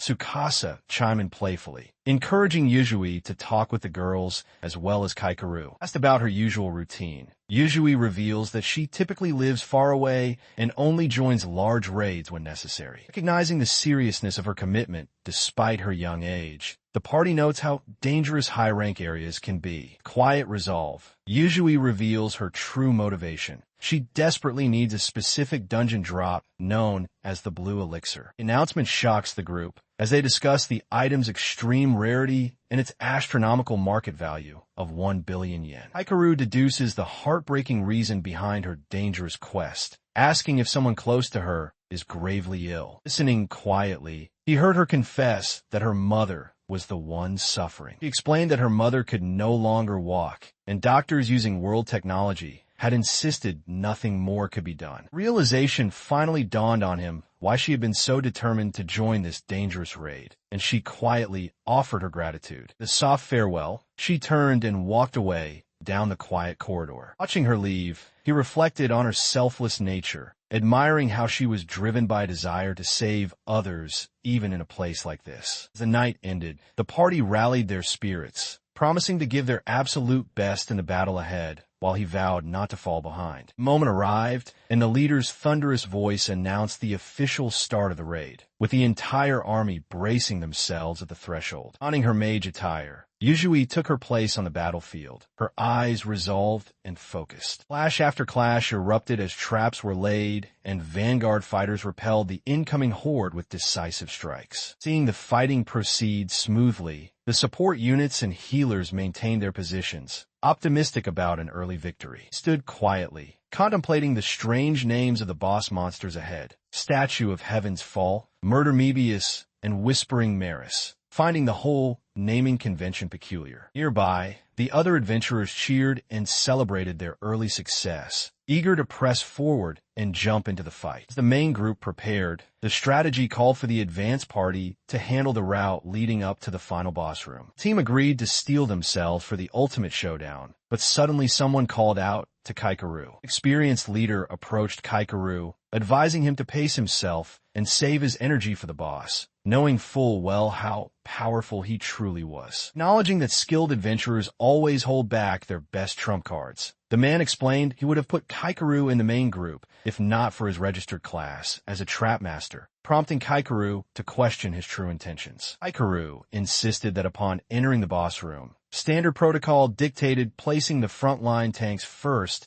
and letting the advance team absorb the initial wave of attacks, asking why they were departing from this method. Went on to explain that dungeons usually follow a clear theme, such as fire or beast-type monsters, making their forces predictable. However, this particular dungeon defied expectations, leaving them completely unable to predict what kind of boss awaited them, and raising the stakes dramatically. Leader admitted that Kaikeru made a valid point, but noted that with a young lady present, taking unnecessary risks was simply not an option. Pondered the leader's strategy internally, recognizing that prioritizing the employer's safety by keeping the main tanks in reserve made practical sense despite the potential risks. The leader reinforced that any lingering uncertainty was all the more reason to maintain a protective stance. Still troubled by a persistent, nagging feeling that something crucial had been overlooked, his thoughts were suddenly cut short as a scout shouted that the boss's chamber had been located ahead. Party pushed open the massive double doors, stepping into a vast, cavernous hall framed by soaring, bone-like arches that stretched into the darkness. As they cautiously surveyed the eerie environment, tension mounted among the vanguard, who exchanged nervous warnings while advancing into the unfamiliar territory. Suddenly, a colossal, multi-limbed creature descended from above, prompting immediate orders for the party to drop into combat formation. A frantic burst of panic, one of the frontline guardians screamed at his comrades to dodge the oncoming strike. Before anyone could react, a razor-sharp force slashed straight through the armored defender in a violent, blinding strike. Blood spattered across the vanguard as the sudden strike devastated their line, leaving the young wizard frozen in sheer horror at the abrupt carnage. Hikaru suddenly realized the pattern behind the dungeon's high-tier monsters, recalling legendary beasts whose raw offensive power far outmatched standard defenses. As chaos erupted around the party, the lethal creature struck, towering ominously above the panicking students. Screams echoed through the cavern as a student fell, sending shockwaves of terror through the remaining vanguard. To make matters worse, a thick sludge oozed across the passage, sealing off their only avenue of escape. The monster readying another strike, Kaikeru stepped firmly between the beast and Reize, shielding her from immediate danger. Quickly assessed the situation, recognizing the foe as a deadly death mantis that targeted anyone nearby with relentless blade attacks. Observing that their defensive line was down to a single tank, he calculated that without two vanguards to hold the scythes, random casualties among the civilians were inevitable. Stepping into the breach, he summoned his magic crest and declared that he would hold off one side of the monster's assault himself. He warned Reize that her shield might not withstand the monster's overwhelming force, yet challenged her to stand beside him regardless. Determined, she agreed to follow his lead, prompting a terrified reaction from their companions who watched the desperate stand unfold. She stood firm even as her tearful companion begged her not to advance, warning that stepping onto the battlefield meant certain death. Turning back to the weeping wizard, she offered a resolute look, declaring that there were moments when a true lady had no choice but to stand up and act. With her resolve set, she stepped past the trembling student and marched straight toward the front lines. At the front, Kaikeru raised his glowing crest and let out a fierce roar, taunting the giant creature to focus all its fury directly on him. Giant Beast brought down its massive size with immense speed, forcing him to deploy his directional redirection marks just in time to absorb the impact. Sheer force of the blow shook him to his core, leading him to realize that one single direct hit from an S-rank boss would obliterate him if he failed to redirect every stroke. Seeing the duo hold the front line, the surrounding adventuring leaders began barking orders to distance attackers and healers, urging everyone to give full support. Despite the incoming continuous healing spells, the overwhelming intensity of the beast's attacks quickly wore down their defenses, threatening to break through at any moment. Noticing the tanks faltering under the heavy pressure, Tsukasa charged forward into the air, determined to buy them precious seconds by distracting the monster. She executed an agile aerial strike right across the beast's line of sight, earning shouts of praise from the onlookers as she drew the creature's eye. She was violently sent crashing onto the ground, cursing in frustration as the impact shook her frame. Seeing her knocked down, her allies rushed forward in panic, horrified by the brutal blow she had taken. As Yuzui approached to offer help, Tsukasa realized the quiet girl possessed a rare assassin-type stealth skill despite being a wizard, prompting Kaikeru to call out Yuzui's name as he formed a plan. Turned to Yuzui and outlined a daring tactic. He would temporarily immobilize the monster's massive arms, giving her the opening she needed to slip inside its shell and fire a point-blank spell. Surrounding party members voiced immediate concern, questioning the extreme risk of sending her into stealth right next to the deadly boss where a single mistake meant instant death. Undeterred by their doubts, Yuzui quietly declared her complete trust in Kaikeru's guidance before activating her stealth skill, her form instantly blending into the shadows. Inspired by her resolve, the other party members stepped up alongside Kaikeru, pledging their full support to execute the desperate gamble. Shared determination, the vanguard charged straight into the path of the boss, bracing against the terrifying physical shock waves as they strained to pin the behemoth's limbs in place. Capitalizing on the precious second held by the vanguard, Kaikeru deployed 4 directional arrow symbols to guide Yuzui precisely into position. Sudden, massive explosion of magic and kinetic force erupted directly underneath the boss, shattering the air as Yuzui's point-blank strike detonated from within. As the dust cleared from her devastating strike, the giant creature was thrown back by the sheer force of the explosion. Seeing the massive blow land, the surrounding fighters rallied, shouting in triumph that the strategy had worked and urging everyone to press the attack on the remaining appendage. However, victory was far from secured. Reize stood holding her shield, which shattered under intense force as spiderweb fractures spread across the barrier. warrior. Amidst the dust and debris, the frontline defense began to crumble under the beast's unrelenting counterattack. Observing her defense give way, surrounding allies gasped in shock while Kaikeru called out to Reize in alarm. Straining under the severe pressure, Kaikeru grimaced as he pushed his physical limits, while Tsukasa cried out for her sister in terror. Suddenly, a series of dark projectile stakes struck around the battlefield, pinning down the area in a violent flurry. Shielding Reize behind her, Yuzui stepped forward with determined focus, gripping her staff as power gathered around them. Tears welled in her eyes as she screamed out her resolve, vowing with all her heart that she would not let anyone else perish. The furious war cry, she unleashed her magical power, driving dark stakes into the ground to hold back the oncoming threat. Seeing the enemy's attack deflected, the party members shout in triumph, seizing the opening to bind the monster's shadow with a spell. As the spell holds the beast for a brief instant, Toru prepares her final strike, praying her remaining mana will be enough to turn the tide. Blinding blast erupts across the chamber as her magical attack connects directly with the giant foe. Severed by the force of the strike, the monster's heavy arms sever and plummet heavily to the ground. Encouraged by the successful blow, the rest of the vanguard surges forward with a furious barrage of attacks to finish off the weakened beast. The threat momentarily contained, the companions rush over to check on the injured, calling out of deep concern. United in the aftermath, Kaikeru breathes a heavy sigh of relief upon seeing his allies safe. Nearby, the young wizard girl receives warm words of gratitude from her teammates for her decisive intervention. Suddenly, the remains of the defeated monster collapse completely, slipping away into the dark abyss of the dungeon structure. Silence settles over the battlefield as the adventurers gaze at the empty space, questioning whether the danger has truly passed. Horrific realization strikes the group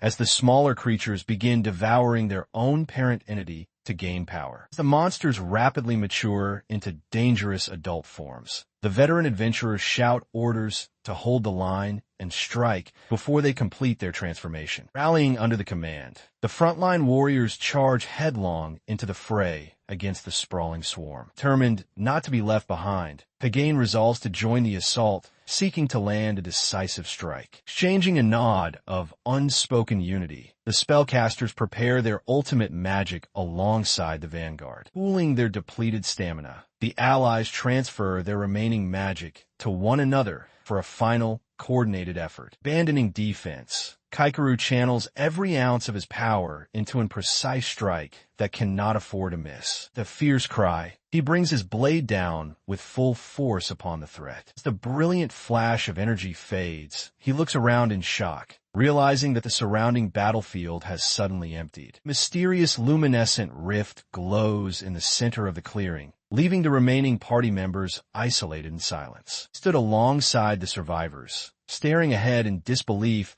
as the realization dawned on everyone that the exit gate had finally appeared. Joy erupted across the battlefield instantly. Shouts of victory and relief echoed into the sky as the party celebrated their narrow escape. As the initial excitement settled, the companions gathered around, catching their breath and surveying one another after the harrowing ordeal. Looking around at the peaceful forest floor beyond the portal, they exhaled deeply, marveling at the simple fact that they had made it back alive. In the quiet clearing under the open night sky, the group stood in solemn assembly to honor those lost in the descent. The older veterans spoke quietly among themselves, expressing gratitude for his presence and agreeing to carry their fallen comrade back to his family. His expression remained somber as he stared silently at the ground, heavily burdened by the truth that he was the only one who recognized the true threat of that monster. The veteran warrior beside him wrestled with his own regrets, lamenting that he hadn't noticed the dungeon's theme sooner or summoned the courage from his past days in the Holy Sword Guild. Despite those heavy thoughts, the veteran reassured him that everyone had fought with everything they had,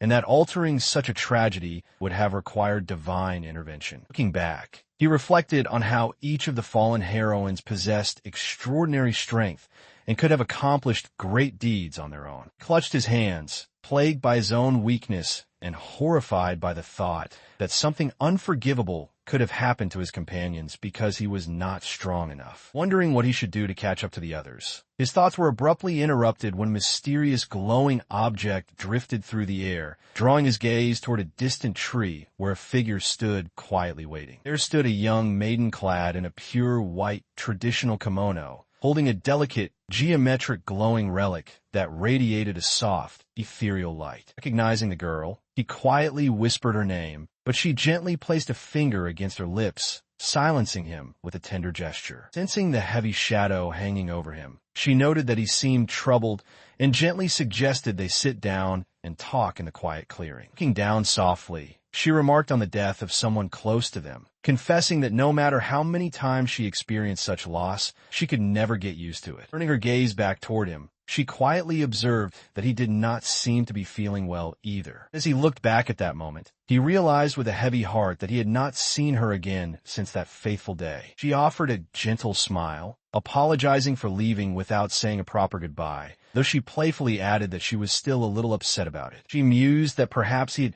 simply misunderstood the situation, or maybe things had just grown too awkward for him to handle. Looking back with quiet urgency, she explained that time was short and she needed to cut straight to the point. She revealed that come this winter, the initial attempt on the Origin Gate would finally take place, catching him completely off guard. He gasped as the gravity of the Origin Gate attempt hit him, realizing the long-awaited raid was finally becoming a reality. He went on to detail that a selection exam would be held in the autumn to choose which parties would offer support, meaning his group needed to reach A rank to even be considered. Fixing him with a steady glance, she emphasized that if he harbored any intention of attempting it, he would have to make haste. Turning to depart, she mentioned that she had slipped away in secret just to meet him and needed to get back before her absence was noticed, prompting him to call out her name in protest. Pressed her on why she was disclosing such crucial news to him, while she harbored her own private reflections on her motives. Standing alone under the darkening sky, he reflected on whether her actions stemmed from a desire to keep him safe, or if that was merely what he had allowed himself to believe. Memory flashed back with a faint, tender smile as she confessed how deeply happy it made her to hear of his relentless dedication. Overwhelmed by remorse, he admitted to himself how terribly sorry he felt for failing to face her back then, driven by nothing more than his own paralyzing fear. He stood firm, declared with newfound resolve that he would run away no longer, his eyes locked onto her with unwavering determination. Raising his voice into the open air, he vowed to grow strong enough to stand by her side, his cape fluttering as his spirit flared. The passionate shout, he sealed his solemn vow, while Kakuri watched him quietly, a faint, gentle smile gracing her face. Noticing his renewed spirit, she expressed her happiness at seeing him cheered up, admitting that she was truly glad to have met him and was looking forward to what lay ahead. Left alone amidst the dark forest, his heroic figure stood bathed in a faint light, ready to face whatever trials awaited. From high above, a mysterious entity observed the scene unfolding below, murmuring words of approval as ripples of energy shifted. Watching his determined form, the otherworldly maiden smiled faintly, expressing a fondness for young ones who refuse to give up. Gazing down at his distant figure from beyond the veil, she mused quietly to herself, wondering if it was finally time for the next stage of her plan.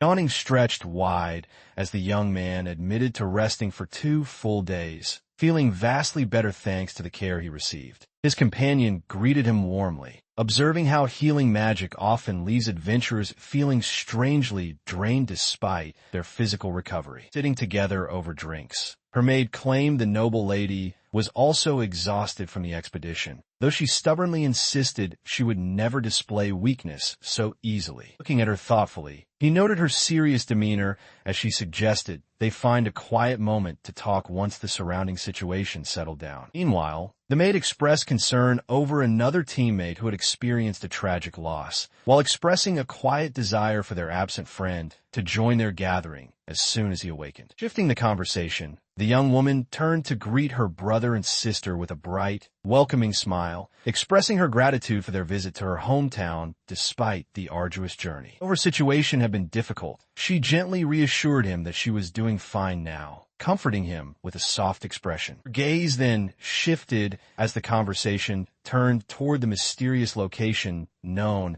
as the Origin Gate. He recalled how no one had dared enter it for a long time, until the elite party known as Holy Sword appeared, achieving feats that previously felt like mere legends from a textbook. Reflecting deeply, he declared his quiet resolve to stand by their side, no matter what, when they eventually challenged their ultimate ambition. Turning to her with a warm look, she encouraged him not to look so sad, reminding him that they could fulfill that wish together if they were chosen to fight alongside them. Sitting opposite her companions, she laid out the severe reality of their potential selection, explaining that being chosen for Vestige meant traveling not just to Tokyo, but stepping directly into the Origin Gate itself. Paused to reflect, pointing out how their recent expedition served as a stark reminder that dungeon delving constantly risked their lives, forcing them to decide whether to continue down this perilous road or seek another future. Acknowledging that their party had only just formed, he made it clear that her decision right now would determine whether Vestige dissolved on the spot or pushed forward, to which Kukuri firmly declared her intent to go. She reminded him of their earlier vow, insisting that they were meant to explore the vast expanse of the adventurer's world together. Looking at him with unwavering determination, she swore that she had no intention of backing down at a critical moment like this. Meanwhile, Reize pondered the historical significance of the venture, noting how it could mark an unprecedented leap for her family's legacy. Calling the day she first saw potential in him and chose to buy his contract, she declared this mission a gamble worth taking together. His eyes narrowed in deep resolve, fully understanding the immense weight placed on his shoulders by their shared commitment. Acknowledging the grave dangers ahead, he made a solemn oath that no matter what threats they faced, he would not allow a single one of them to die. With their resolve unified and their pact sealed, the companions exchanged confident glances, ready to face whatever lay ahead. Sitting opposite her companions, she noted that their immediate objective must be raising their party's standing to A-rank status. In response to Kukuri's question regarding how a party earns an A-rank classification, Kaikeru explained that he, as the leader, would first need to achieve A-rank status individually. Reize added that beyond individual ranks, the party itself must establish a track record by successfully clearing high-rank dungeons. Kaikeru pondered whether a small team of 3 could truly accomplish such a feat. He admitted that while they managed to clear a dungeon previously with a full raid team, attempting high-rank challenges with just 3 members presented severe difficulties. Jotting down potential party roles on a sheet of paper, he outlined the need for 1 or 2 additional members to complete an orthodox composition. Looking across the table, he emphasized to Reize and Kukuri that recruiting a reliable rearguard specialist was their most urgent requirement. Reize agreed, stressing that because their ultimate destination was the treacherous Origin Gate, they could not settle for just anyone. Sudden silence settled over the table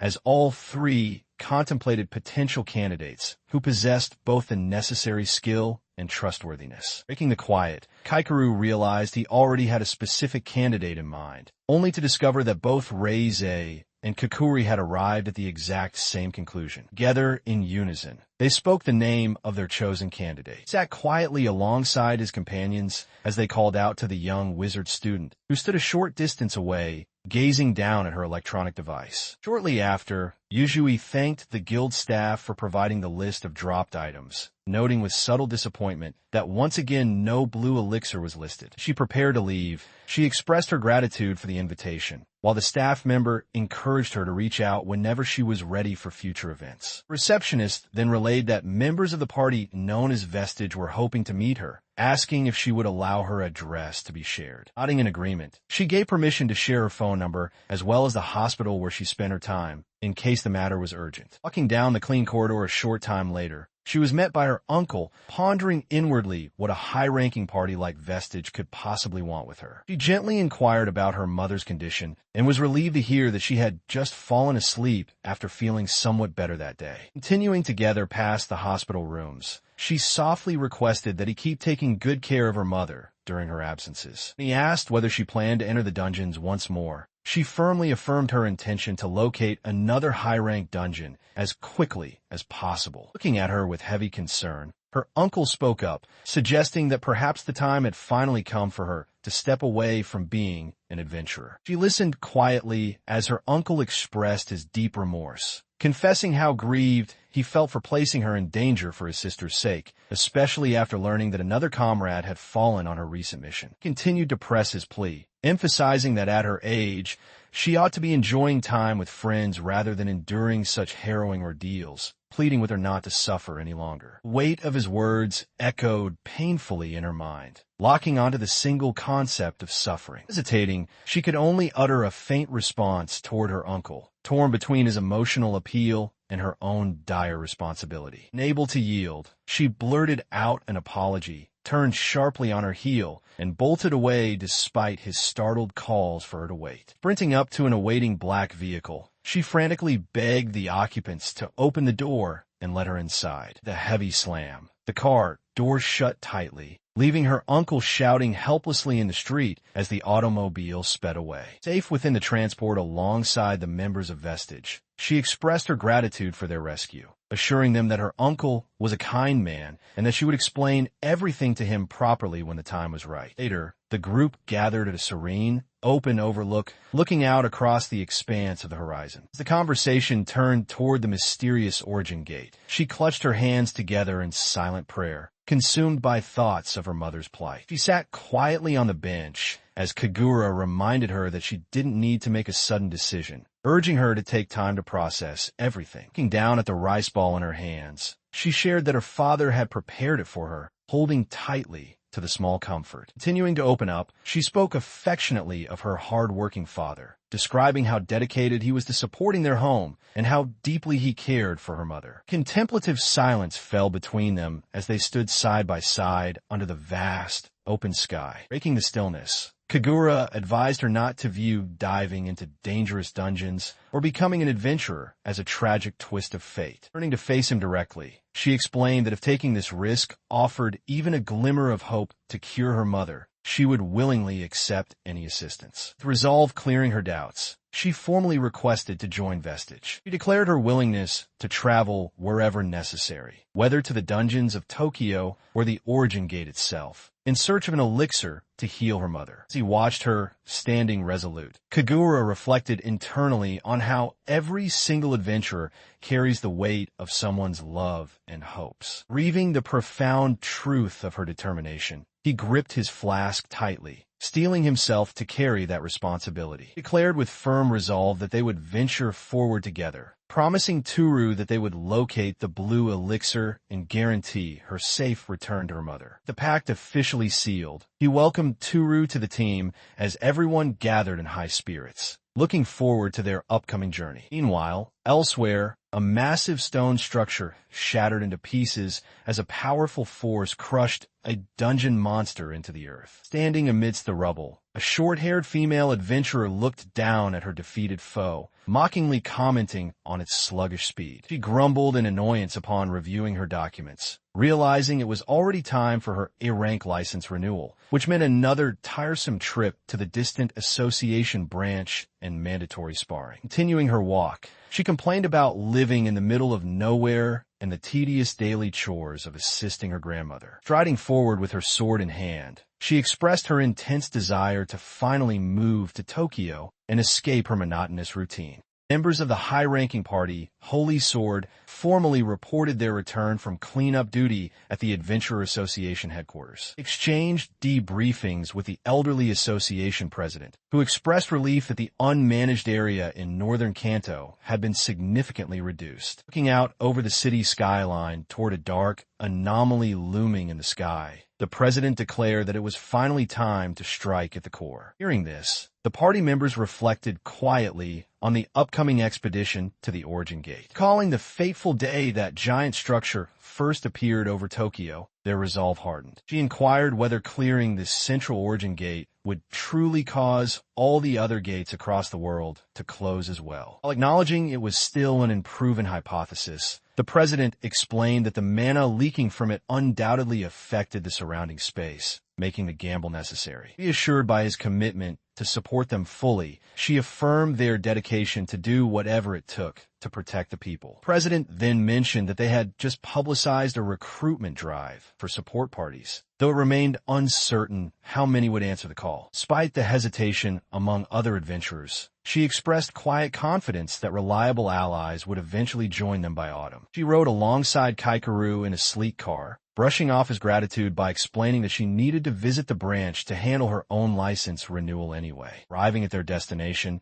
he expressed his appreciation for having someone familiar with the region along for the journey as they stepped out into the parking lot. Standing before the modern facade of the Hokuriku branch of the Adventurer Association, he remarked that he had never visited this particular office before. Inside the facility, the female student approached the counter first, where the receptionist directed her toward the ability gauging room for her B-rank license renewal. And Kaikeru stepped up to state his business. He calmly requested to take the A-rank examination, taking the receptionist completely by surprise. Viewing his record on her screen, the receptionist noted with astonishment that he met the recommended level, despite there never having been an A-rank trap master in history. Clarified that his dramatic increase in experience stemmed from the recent raid, and confirmed he had prior experience in high-rank arena duels. Accepting his qualifications, she instructed him to proceed to the designated arena, explaining that skipping a rank required securing 3 consecutive victories. Examining his entry card as he walked toward Training Room 1, he realized that due to the 1 entry per day restriction, completing the test would take 3 full days. Approaching the massive doors of the arena, he steeled his resolve to face the formidable challenge of the A-rank examination. Stepped into the arena, mentally preparing himself for the upcoming duel. Knowing his opponent would either be an established A-rank adventurer or a fellow examinee pushing for promotion, he resolved to give it everything he had. Meanwhile, his opponent entered Training Room 2 with a weary sigh, hoping for a swift victory so she could return home. Upon checking the match details, she paused in surprise to find that her opponent was classified as a trap master. Recognizing her as a fencer, a speed-specialized vanguard, he evaluated the strategic challenge ahead. Reaching the S rank required overcoming elite A-rankers, and while he felt capable of defending against her blinding speed, landing his own traps would demand perfect timing. As the official announcement broadcasted for the participants to ready themselves, the 2 duelists drew their weapons and took their battle stances on the open floor. Reflecting on her vast combat experience, she recalled encountering numerous trap masters in lower ranks, though none had ever managed to make it to the A-rank exams. She quickly dismissed any apprehension, concluding that her victory simply required dodging whatever traps he laid. Signal echoed through the room to start the match, prompting her to lock her sharp gaze onto him and prepare her initial assault. Lunging forward with immense velocity, her blade sliced through the air toward him, but he calmly maintained his footing while covertly arming a trap right as she closed the distance. Ferocious exchange ensued as she unleashed a flurry of sword strikes, recognizing that he was trying to force a textbook fight to draw her into a trap. Even as he deflected her surprisingly powerful attacks, he managed to weave another trap setup directly into his defense. Sudden rune glyphs featuring an arrow symbol materialized in midair right alongside his own body. Shocked by his audacity, she realized he had placed a trap directly onto himself, leaving her to wonder if he risked triggering it too, while she scrambled to adjust her attack to catch him completely off guard. She gasped in shock as Kaikeru suddenly shifted direction mid-air, using the activated trap magic to vault himself toward her. Closing the distance instantly, he caught her completely off balance, leaving her barely enough time to react as he readied a follow-up attack. Refusing to be outmaneuvered, she shouted fiercely, pushing her agile fencer reflexes to their absolute limit. With an incredible burst of speed, she contorted her body and managed to spring backward just as the magic burst around them. Kaikeru sliced through the empty air where she had stood a fraction of a second prior, his expression stone cold. She stammered in disbelief, breathless from the sheer intensity of his sudden counterattack. She landed safely at a distance, Both combatants internally marveled at each other's insane speed and tactical execution. Realizing she could evade traps even after triggering them, Kaikeru decided setting more was pointless, while she resolved to attack from long range. Creating distance between them, she rapidly created separation to switch her combat strategy. Drawing a pair of handguns mid-movement, she immediately opened fire on him, testing whether his trap-style tactics could handle range combat. She felt overwhelmed by his continuous trap assault, realizing she couldn't drag this fight out any longer. Pushing forward through the chaos, she prepared for his mixed combination of arrow and slash glyphs. Leaping fluidly into the air, she effortlessly evaded another sudden spell deployment, leaving him in absolute awe of her razor-sharp reflexes and agility. Undeterred by her evasion, he instantly triggered a flaming arrow trap, sending a fiery explosion bursting across the ground beneath her feet. Recognizing that her opponent combined projectiles with magic traps, just like a skilled wizard, she reminded herself of her vast experience fighting spellcasters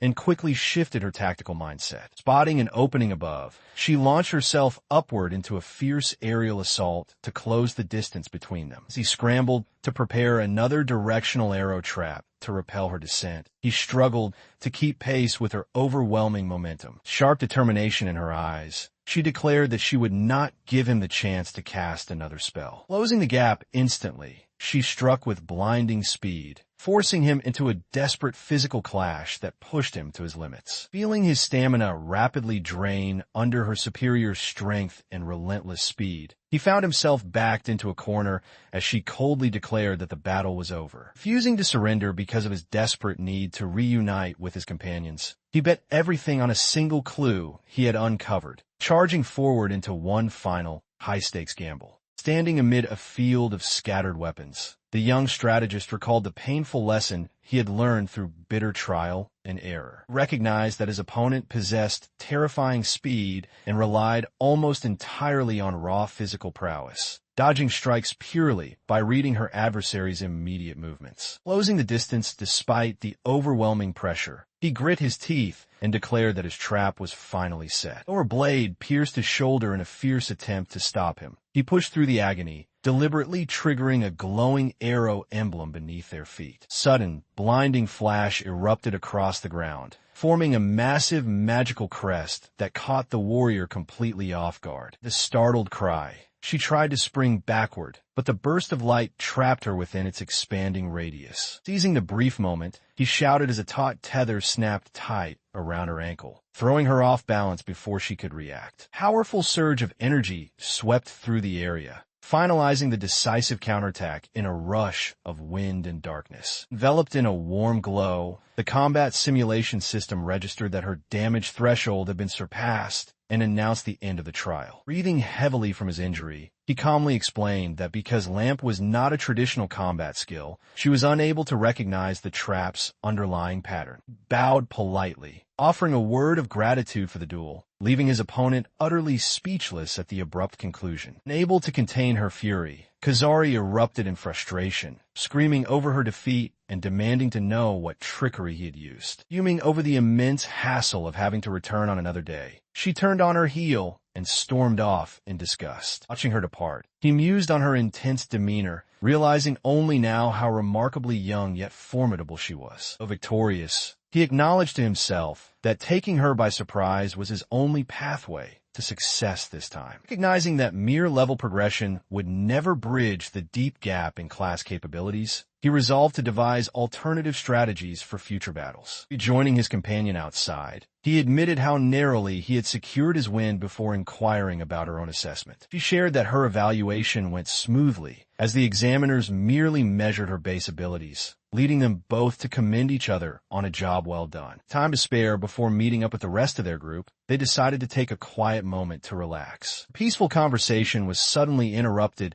as Tsukasa bounded toward them with an energetic shout, accompanied by the rest of their party. She bounded over cheerfully, explaining to Kaikeru that they had wrapped up their tasks early with nothing left to do. Noticing her bright mood, he pointed out how unusually high-spirited she seemed, to which she enthusiastically agreed. With a wide beam, she exuberantly declared that her excitement was all because they were heading to the hot springs. Meanwhile, near the training area, two fighters engaged in an intense, fast-paced skirmish before a few onlookers. The action settled. Hagane explained that the facility operates jointly between Reize and the Adventurer Association to dispatch guards regularly. Taking a break from the sparring, one of the fighters offered praise, while the young cap-wearing girl mentioned her stealth running out during defense. The energetic combatant playfully challenged Kaikeru to a match, but he calmly brushed off the invitation. Kaikeru sought further details about their guarding duties, asking if there was anything unusual expected in the upcoming dungeons. Hagane clarified that any dungeons appearing in that region could be cleared at the dispatched adventurer's own discretion. Processing this, the young strategist considered whether to speedrun the dungeons to secure the safety of the hot springs town as soon as possible. She listened quietly as Tsukasa demanded a rematch with a handicap after being knocked down, while Kazari stepped up as the next challenger. Turning her attention to the Logicidics, Kazari asked if they could obtain the guard device on their own. It was confirmed that while only 1 or 2 people would remain on permanent duty, the entire group would head out together for the upcoming weekend. Upon realizing the implications of the plan, Tsukasa's eyes widened with pure joy at the prospect of visiting the hot springs. Unable to contain her enthusiasm, the young girl threw her arms into the air, cheering loudly about her love for hot springs while the others questioned her ulterior motives. As they finalized their departure, keys were handed over to return the rental car, and the group prepped their luggage with excitement building in the air. Instead of driving, they chose to walk to a nearby bus stop, opting to experience local public transit firsthand. Sitting along the roadside, they looked out over the quiet town, wondering what kind of scenery and locals awaited them. Amidst the bustling street, a passing student with short hair bumped lightly into the group, quietly expressing her discomfort with large crowds. Tsukasa quickly apologized for the collision, but the stranger offered only a sharp, stern glare before continuing on her way. She gasped along with her companion as the unfamiliar student suddenly recognized him, pointing an accusing finger in complete surprise. As the public bus rolled down the road toward its next stop, the girl boarded as well, maintaining a sharp, unwavering scowl. Sitting a few rows ahead, he could instantly feel her burning gaze drilling into the back of his head from across the aisle. He shifted uncomfortably under the intense scrutiny, while behind him, the girl pondered how someone like him could be traveling with an entire party. The crowded seating section, his companions sat alongside him, completely unaware of the tension brewing just a few seats away. Frustrated by her previous defeat against someone who appeared so carefree, she began to suspect the silence. The younger girl playfully offered him snacks, addressing him with affectionate familiarity. Observing the interaction with wide, shocked eyes, the observing student realized the two bore no family resemblance whatsoever. Her mind instantly jumped to the worst possible conclusion, branding him a creep with absolute disgust while he broke into a cold sweat. As his party members casually asked about his meeting with the prominent family, he suddenly shuddered from the overwhelming wave of pure bloodlust directed at his back. As he looked on, Hagane recalled how the spirited young girl had vowed never to let failure define her, determined to become a fine lady worthy of the Kiryuin household and the people they employed. Reflecting on those memories, Kaikeru quietly expressed his hope that she would grow into a fine adventurer, despite Hagane's mild protest that the situation wasn't lighthearted. Observing their interaction from the seat behind them, the short-haired girl, suspicious of Kaikeru, demanded to know if Hagane actually knew him, only to receive a hesitant, dismissive response. Fuming silently with annoyance, she internally labeled him a pervert, wondering where they were headed and wishing he would just hurry up and get off the bus. Upon reaching the final stop of the bus line, the group stepped out onto the quiet street while the short-haired girl followed closely behind. Taking in the picturesque scenery around them, Tsukasa marveled at how charming the surrounding area looked, while Kaikeru remained quietly observant. Leading the way down the path, Hagane gestured toward their destination, while Tsukasa casually asked where they were staying. As they walked toward the local establishment, Hagane revealed that the inn they were staying at was called Kazari Garden. Hearing the name of the inn, Kaikeru paused in thought, trying to remember where he had heard the name Kazari before. Meanwhile, the short-haired student arrived home at the Kazari Garden establishment, tired from her long day, only to be greeted by someone inside, reminding her of her busy schedule. She walked through the doors of her family's in just as the hostess warmly welcomed the new arrivals. Noticing her return, the older woman called out to Kyuko, telling her to stop where she was, immediately putting her to work. The woman commanded Kyuko to take over and show the newly arrived guests around now that she was home. Upon realizing exactly who those guests were, the young student stood frozen in complete disbelief, prompting her relative to hand over an apron and ask what was troubling her. Forced into her professional duties, she quickly masked her annoyance behind a bright, cheerful smile, offering to lead the group directly to their assigned quarters. An overly sweet tone hiding her inner frustration, she addressed the group of travelers as esteemed customers. Reluctantly agreeing to guide the group, the short-haired student grumbled about having to show Kaikeru around before taking charge and leading them through the inn. She pointed out essential facilities, noting the bathrooms located in each room as well as at the end of the hallway, and cautioned them to only use the fire escape in case of a genuine emergency. Continuing down the corridor, she motioned toward the accommodations, indicating which space was arranged as a two-person room and pointing out the adjacent lodging. As Tsukasa cheerfully declared that they would be staying together in the larger three-person room, their guide's face flushed red with complete astonishment, horrified by the assumption that he was involved with someone so young. Turning away in disgust, she muttered insults under her breath, lecturing them that mixed company ought to separate by gender when staying at hot spring lodges. Ignoring her outburst, Kaikeru calmly asked if there was a spot with a clear view, silently calculating how to best assess the building's layout, security, and common gathering areas. She suddenly burst into an enthusiastic explanation, pointing out structural flaws, hidden underground storage access, and even a manhole cover visible right from the veranda. Watching her energetic change in mood, Tsukasa whispered to her brother to ask what he had done to upset her, to which he simply replied that she was likely still bitter about losing their spar earlier. Realizing who their guide was, Tsukasa's eyes lit up in awe as she asked if she was truly an A-rank adventurer, offering eager praise. Hoping to bridge the gap, Tsukasa excitedly extended an offer of friendship, only to be coldly shut down by the older girl, who declared that she had no interest in making friends with weaklings. Dismissing Tsukasa's complaints about her bluntness, the girl nonchalantly stated her intention to leave for Tokyo as soon as she earned enough money, while Kaikeru quietly observed her impressive background and experience. She glared at the group,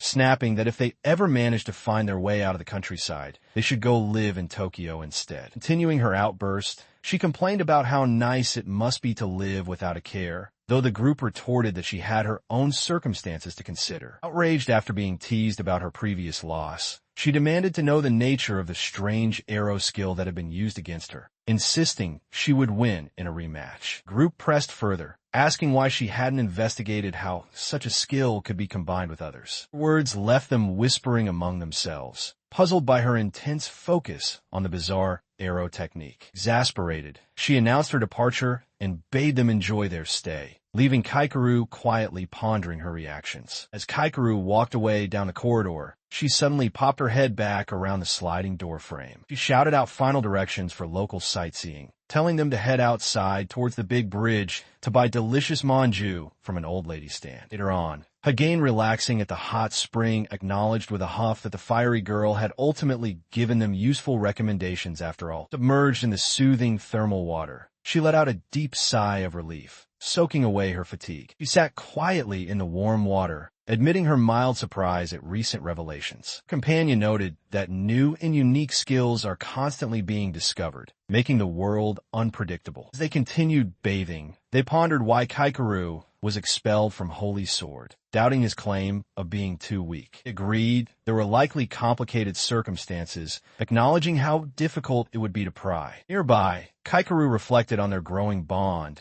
and the risk of deceiving them as trusted comrades, resolved to eventually reveal the full truth to them when the time was right. His thoughts drifted back to the fateful day he received the arrow symbol from the divine entity. He remained confident they would believe his story, despite the extraordinary nature of his secret. Later that night in his room, he looked around for phone chargers, deciding to head down to reception. Stepping into the corridor, he was surprised to encounter Kazuri confronting a deceptive Kyuko. He stood quietly in the corridor, eavesdropping as a woman in a traditional kimono confronted Kyuko inside the room. The woman demanded that Kyuko speak up, to which Kyuko sullenly muttered that it had not been a dungeon, exasperating the older woman even further. Listening to the heated exchange about studies and graduation, he felt awkward interrupting such an intense family argument. The pained expression. The mother questioned if Kyuko was still foolishly planning on moving to Tokyo. Losing her composure, the mother strictly forbade it, pleading for Kyuko to pursue anything other than becoming an adventurer. Unable to contain her rage, Kyuko shouted back, asserting that it was her life and she should be allowed to make her own choices. Painful fight brought back bitter memories for him, recalling how those around him had similarly opposed his path as an adventurer. Reflecting on the harsh realities of the profession, he recognized how hard Kyuko must be working, alone in her ambition just as he once was. Inside the room, the mother begged Kyuko to stop putting herself in danger, asking what would become of the family business if something happened to her. Furious at the guilt trip, Kyuko retorted that if the family inheritance was so important, her mother should just find someone else to be her daughter. She stood trembling, her face flushed red with humiliation as her mother tried to intervene, while Kaikeru quietly stepped away to give them space. Unable to contain her rage, she screamed a desperate curse, hoping the family would go bankrupt, before bolting away into the darkness. Tears welled up in her furious eyes as she fled, overwhelmed by frustration and pain. She rushed out onto the outdoor walkway, leaving Kaikeru watching her retreat from a distance. Looking out into the quiet night, Kaikeru paused, contemplating whether he should follow her. Moments later, the young woman leaned over the balcony railing alone, staring out at the silent horizon. When Kaikeru approached her quietly, she turned around sharply, accusing him of coming merely to mock her distress. Casually explained that he simply wanted to cheer her up, leaving her startled by his straightforward honesty. Resting her head on her arms along the railing, she mockingly brought up his role as a guard for weaker adventurers to mask her embarrassment. Kaikeru then asked why she was so determined to become a full-time adventurer, to which she replied that she was simply good at it. She continued, explaining that fighting was the only thing she had ever truly excelled at. Looking out into the night sky, she declared that reaching the absolute top was her lifelong dream and only real path forward. Determination blazing in her eyes, she insisted that even after witnessing Tokyo's elite adventurers, she still believed she could overtake them all, even the holy Sword himself. Accustomed to standing alone, she brushed off any need for sympathy, though she could tell her companion remained skeptical of her grand ambition. Clenching her hand over her heart, she shouted passionately that she would never give up on herself, regardless of whether a chance ever came. Suddenly, a strange visual ripple tore through the night sky near the distant ridge. Moments later, a massive pillar of radiant light flared brightly along the horizon. Unaware of the disturbance behind her, she began to snap at him for his doubts, but he softly countered that it wasn't him who lacked faith in her. It was her mother. A brilliant magical surge intensified, expanding rapidly into a blinding manifestation. Shocked by the sudden surge of raw energy, both of them turned in disbelief as they felt the overwhelming pressure of mana surging right nearby. She dashed forward toward the source of the disturbance, calling out to her companion to follow close behind. As they reached the area, a crackling sphere of dark, volatile magic materialized right before their eyes, signaling the sudden opening of a dimensional gate. They froze in disbelief, sensing an unnatural anomaly as they questioned how a gate could possibly manifest out of nowhere so abruptly. Before they could process the danger, a grotesque monster with a long tongue lunged out from the dark vortex. Sensing a surge of aggressive creatures flooding into the world, they braced themselves in horror, realizing they were facing a deadly stampede dungeon. Shortly after dungeons first appeared, monsters suddenly began attacking people in the mountains of Tohoku, marking the terrifying onset of a new threat. These unique phenomena were known as stampede dungeons. Although the chance of them appearing was low, they allowed monsters to cross directly into the human world, wreaking absolute havoc on a nation with little prior experience in dealing with such beasts. Even now, extermination campaigns struggle to make progress, leaving people in slow response areas with no choice but to abandon their homes. Back in the present, chaos erupts as a loud warning rings out that monsters are approaching fast, putting everyone on high alert as strange creatures manifest. Reacting with swift agility, the young mage dashes into position, preparing her magical focus to intercept the threat head-on. She moves with incredible speed,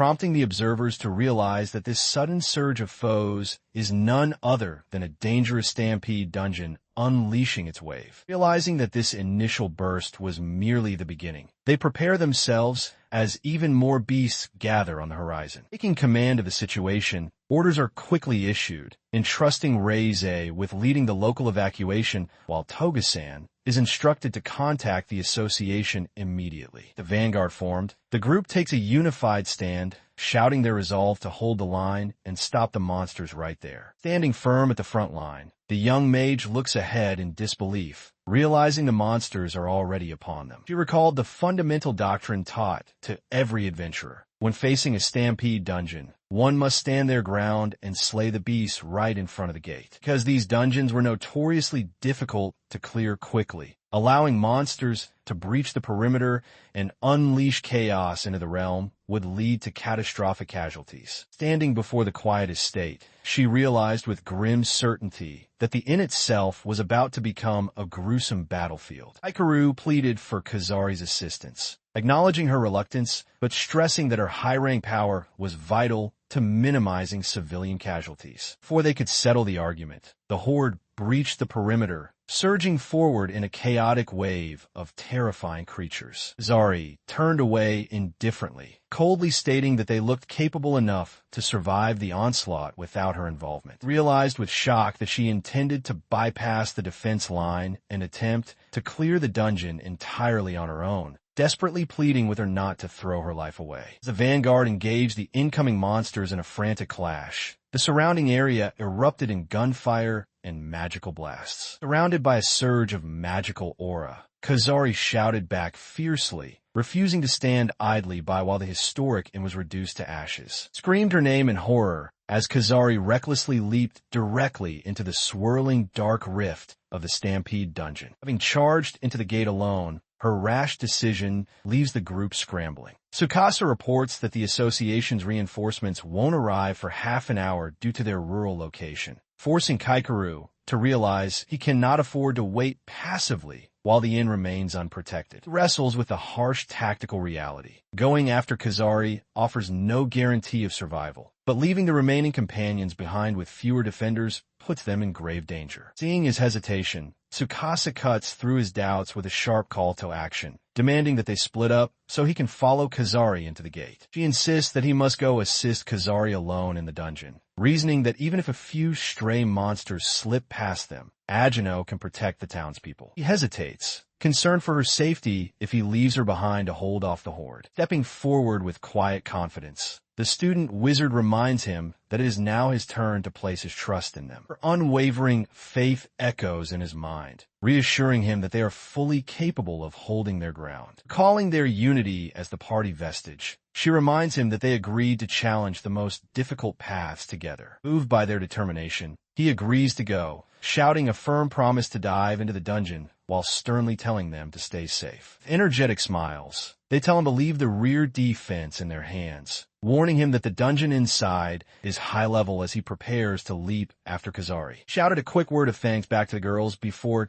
diving headfirst through the glowing portal. Merging into a surreal realm surrounded by floating playthings and surreal structures, he scanned his chaotic surroundings, wondering if Kazari had already pushed deeper inside. Leaping across the surreal landscape, he deployed a magic trap symbol while calculating the dungeon's high level, considering what lethal boss entity might await them at the end. He remembered how dangerous solo combat could be against high-tier boss constructs, such as a marionette Alice. Sending onto a giant toy block, he set another trap circle, maintaining strict vigilance as he traversed the bizarre space. Without warning, a cymbal-clashing monkey toy lunged straight at him, taking him entirely by surprise as he reacted in a flash. Crying out in shock, he barely managed to twist his body away in midair to dodge the sudden assault. Landing amidst a mountain of stuffed animals and scattered oddities, he realized with growing frustration that the environment made it impossible to distinguish between harmless objects and disguised monsters. Grimacing at his predicament, he realized that laying traps mindlessly was far too dangerous when he couldn't even guarantee the stability of the terrain beneath his feet. Knowing Kazari's incredible speed meant she was already much further ahead. He pushed himself forward through the relentless waves of animated toys to catch up before it was too late. As he pressed forward, a mysterious presence began to stir just beyond his sight, offering a faint, subtle smile. The ethereal maiden appeared before his mind's eye, presenting him with the power he had been waiting for. Overcome by a sudden, familiar sensation, he gasped in shock as memories of their past encounters flooded back. Checking his interface screen, he saw a newly generated card displaying a distinct emblem. Notification confirmed the acquisition of a new skill, mid-air deployment. Realizing what had just occurred, he stared in awe at the sudden unlock of an extraordinary ability. Sprinting across the checkered floor, he wondered if this convenient timing was truly a coincidence or the work of the mysterious maiden once more. Before he could ponder further, toy soldiers mounted on wooden horses ambushed him, thrusting their blades directly at him. While the maiden mused playfully on whether he had time to hesitate, he scrambled backward to dodge the sudden strike. Instinctively understanding how to utilize the new power, just like his previous skills, he prepared to activate mid-air deployment to catch up to Kazari. He decided to place his complete trust in the mysterious maiden, even though her true intentions remained entirely unclear to him. He realized that her guidance explicitly urged him to rescue the girl ahead, driving his resolve forward despite his lingering doubts. The calm, yet swift motion,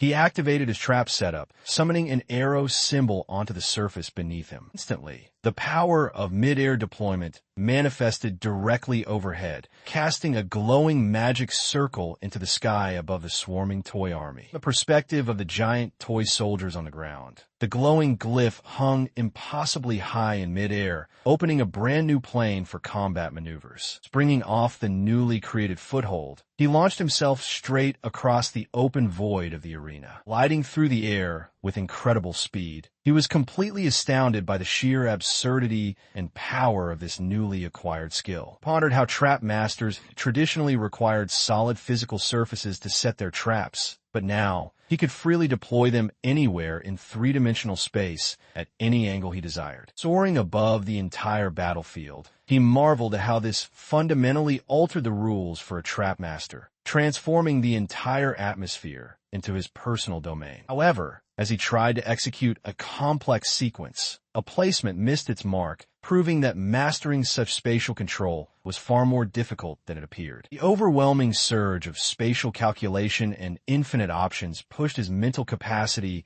to its absolute limit, leaving him dizzy and feeling sick from the sheer cognitive overload. He realized there was no time to hesitate or gradually adjust. He would simply have to master the intricate calculations of mid-air deployment while on the move, surrounded by the bizarre, oversized toys of the surreal environment. Gritting his teeth against the overwhelming cognitive strain, he silently swore to catch up to Kazari, silently praying that she would manage to stay alive until he arrived. Meanwhile, ahead in the arena, Kazari stood her ground with grim determination, unaware of the ominous, shadowy figure looming ominously behind her. His guards attempt to direct the panicking crowd towards safety across the bridge. A distraught father cries out frantically that his daughter has vanished in the chaos. Sweat pouring down his face, the father shouts in despair, terrified of what might happen if she isn't found immediately. Determined to resolve the crisis, Kazari dashes through the dungeon at full speed, confident she can reach the boss room quickly and close the gate. She pauses at the entrance of a grand chamber, gazing at a surreal, fairy tale-like castle surrounded by glowing constellations etched into the darkened sky. Hearing a sudden, subtle clicking sound, her attention shifts down toward a small silhouette stepping forward. Strange wooden doll dressed as a maid emerges, walking stiffly with wooden clacks while clutching a small toy string puppet. Observing the figure's blank expression and swinging puppet, Kazari quickly realizes that her opponent is nothing more than a mechanical doll. Without hesitation, she draws her blade, apologizing in advance as she prepares to cut down the strange entity blocking her path. Lunging forward with a swift strike, Kazari declares she has no time for games, but her blade strikes the floor as the doll instantly vanishes, catching her off guard. Before she can recover, giant stuffed animal monsters swarm from above, leaving her shocked to discover that these bizarre creatures are the dungeon's true defenders. She dashed forward with blinding speed, fixing her gaze intently on the strange maid figure standing at the far end of the hall. Observing the fine strings extending from the maid's fingers, she immediately identified the central threat controlling the horde. Swinging her sword with precision, she shouted at the encroaching stuffed creatures to stay back as she cleaved through them. She firmly gripped her blade, channeling her momentum into a swift, piercing thrust. In a seamless sequence of moves, she drew her firearm, firing direct shots to open a path while continuing her advance against the inanimate puppet. Weaving skillfully through the giant stuffed bears, her focus remained firmly locked on her main target. Suddenly, she noticed razor-thin threads concealed within the plush monsters, designed to entangle her mid-stride. Contorting her body in mid-air to dodge the hidden lines, she realized that dodging unseen traps indefinitely would be impossible. Determined to strike before the trap fully sprung, she lunged toward the stationary master, only for the floor beneath her feet to suddenly give way. Plunging headfirst into a pit teeming with plush monsters, she cried out in bitter frustration as the floor closed above her. Refusing to accept defeat in the pitfall, she gritted her teeth and resolved that she could not afford to fall so easily. Leaping straight out of the pit with stuffed monsters trailing behind her, she lunged forward, thrusting her rapier directly at the silent May doll. However, an ominous mechanical click echoed through the chamber as another hidden mechanism sprung into action. Suddenly, invisible strings tightened around her limbs, locking her body in place mid-air above the doll, completely robbing her of all movement. To her horror, her sword arm began moving against her will, forced into a defensive posture by the puppeteer's strings. She glared helplessly as her rapier was maneuvered involuntarily through the air. Puppet strings twirled her arm with precise, chilling efficiency. Bound completely like a helpless marionette, she cursed her inability to break free while the puppet master observed her cold trap. Just as all hope seemed lost, a glowing blade sliced through the air beside her. Hikaru burst onto the scene, severing the puppet threads with his flaming sword just in the nick of time. Stood his ground, blade drawn, as Kazari reacted with sheer shock upon recognizing who had just intervened. Noticeable shock registered across her face as she looked up, realizing a puppet string swung above them like a sinister marionette control. Facing off in the narrow corridor, she warned him that Marionette Alice was actively controlling her body using those invisible threads. She urged him to escape immediately, pointing out that an adventurer's full strength and skills remain intact even while under enemy manipulation. He steadfastly refused to abandon her, reminding her that she had burst in here alone simply because she thought someone might need help. Determined not to leave anyone behind to die, his resolute words hit her deeply, cutting through her panic as she yelled back in frustration. Activating a trap skill to launch them high into the air, he shouted for her to hold on tight so he could extract them both from the underground passage. As they rocketed upward, she gasped in astonishment at the floating trap mechanics, only to be yanked abruptly by the overhead threads. Puppet strings dragged her forcefully through the air toward him, forcing both combatants into a mid-air clash of blades. Matching each other blow for blow mid-flight, he realized their agility was evenly paired, making it vital to locate and sever the controlling threads immediately. He managed to let an attack slip through, seizing the brief opening to sever one of the invisible strings controlling Kazari. Recognizing the moment, he resolved to cut through the remaining threads once and for all. As a result, Kazari suddenly regained partial mobility in her left arm, her eyes widening as she felt control returning to her limb while still mid-air. Exploiting the distraction, he swiftly moved in to slice more threads, disarming her further as she gasped in surprise at his precise strikes. It landed back on solid ground amidst a bizarre array of surreal toys, Kazari frustration growing as her closed strike narrowly missed. Surrounded by a swarm of summoned entities, he realized with grim clarity that no matter how many he cut down, they immediately regenerated. Strain was taking its toll. Both his physical stamina and mana reserves were rapidly draining from maintaining high-tier aerial expansion maneuvers. Zari loomed ahead, backed by the imposing silhouette of Alice and her surreal army, maintaining a relentless combat stance. Time running out, his eyes burned with determination as he acknowledged that a prolonged fight was impossible and he needed a new strategy immediately.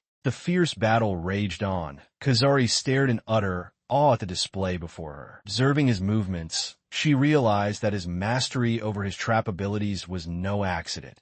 It was the result of tens of thousands of repetitions, perfectly controlling their range and duration. Yet, even with such refined technique, the sheer volume of surrounding puppets continued to press down upon them endlessly. Hikaru knew his endurance had limits. He couldn't keep this up forever and desperately needed to sever the puppet strings controlling her. Without hesitation, he unleashed an arrow symbol slash, cutting a path through the incoming swarm. Recognizing that attacking randomly was futile against hundreds of targets, he shifted his focus directly toward the mastermind controlling the strings. Maintaining absolute composure despite the pressure, he waited patiently for the exact opening to strike. The moment presented itself, and he launched himself forward with another arrow symbol activation, speeding through the air toward his target. Attaching his technique directly onto the puppeteer's active thread, he disrupted their control over Kazari, throwing her balance completely off. She gasped in surprise at the sudden loss of tension. He called out her name, diving in to capitalize on the moment. She fell back in pain. Hikaru stood stunned, questioning why the enemy would suddenly attempt to eliminate Kazari instead of controlling her. Regretting his immediate reaction, he realized he had acted hastily and lost a critical strategic window. Swiftly leaping forward, he reached out and secured Kazari before she could crash into the ground below. Holding his position, he deduced that the sudden lethal strike was merely a bluff, as destroying Kazari would deprive the adversary of a potent pawn. So frustrated that his instincts had taken over and broken his composure, he remained steadfastly at her side. Fueled by anger at the enemy's manipulation, Kazari shouted in defiance, demanding that the puppeteer face them directly. Assessing the battlefield, he reasoned that the opponent would abandon direct mind control and instead rely on sheer physical force. Surrounded by animated puppets, he braced himself for an overwhelming, relentless wave of incoming attacks. Without warning, the constructed constructs lunged forward, launching a coordinated barrage from every angle. Standing shoulder to shoulder, Hikaru and Kazari fought back fiercely against the onslaught, parrying weapons and crushing the swarming minions as the battle reached a fever pitch. He stood firm despite her desperate cries, telling him to flee. Looking Kazuri dead in the eye, he sternly reminded her of his promise that he would not give up. He urged her to lend him her strength, emphasizing that protecting her home required her to stay alert and seize the upcoming window of opportunity. Gripping her tightly, he focused his mental energy to prepare a high-speed mobility technique. Shouting a command, he activated his arrow symbol skill, propelling both of them forward through the air at blinding velocity. Shock registered on Kazari's face as she realized he had applied the directional motion skill to both of them simultaneously. Their rapid trajectory smashed them directly through the upper window of a nearby stone tower, sending glass and wooden fragments flying. Inside the interior chamber, he chained another arrow symbol boost combined with a slash, altering their vector to pass straight through the room. Bursting out the opposite wall, Kazari panicked as she realized she couldn't dodge the oncoming structure, but he shielded her while maintaining control over their descent. Executing a powerful strike amidst the falling rubble, Kazari cleared the path as they crash-landed onto the ground below. As the dust settled, he offered a self-deprecating smile, chuckling that he had ended up looking rather uncool despite the dramatic maneuver. Dismissing his self-sacrificing declaration with flat disbelief, Kazari looked at him, completely unamused. As they landed together amidst the shattered debris of the tower, Marionette Alice observed their arrival from afar, surrounded by her endless swarm of airborne plush dolls. Suddenly, he stumbled, letting out a low groan of pain, prompting Kazari to call out an alarm as he nearly collapsed. Though he quickly brushed off her concern by insisting he had merely overexerted himself, she could sense that something far more serious was wrong with his physical condition. Leaning in closer, he began explaining the precise counter-strategy needed to defeat Marionette Alice. Pointed out that dodging all of Alice's invisible strings was mathematically impossible, so they would coordinate their roles. Whenever one of them was ensnared, the other would immediately sever the controlling thread. Admitting that his weakened state prevented him from taking the vanguard, he asked Kazari to handle the frontline assault while he supported her from behind. She met his plan with a confident smirk, asking who he thought he was talking to fully ready to take charge. With renewed resolve, she rallied him forward, eager to smash the enemy puppet once and for all. Charging into the fray, the pair carved through the relentless wave of plush constructs, executing their tag team tactic with absolute precision. She moved in seamless unison with her partner, slicing through the oncoming puppets while he covered her blind spots, his blades severing hidden control strings before they could bind her. Observing her impeccable combat instincts, he marveled at how effortlessly she matched his pace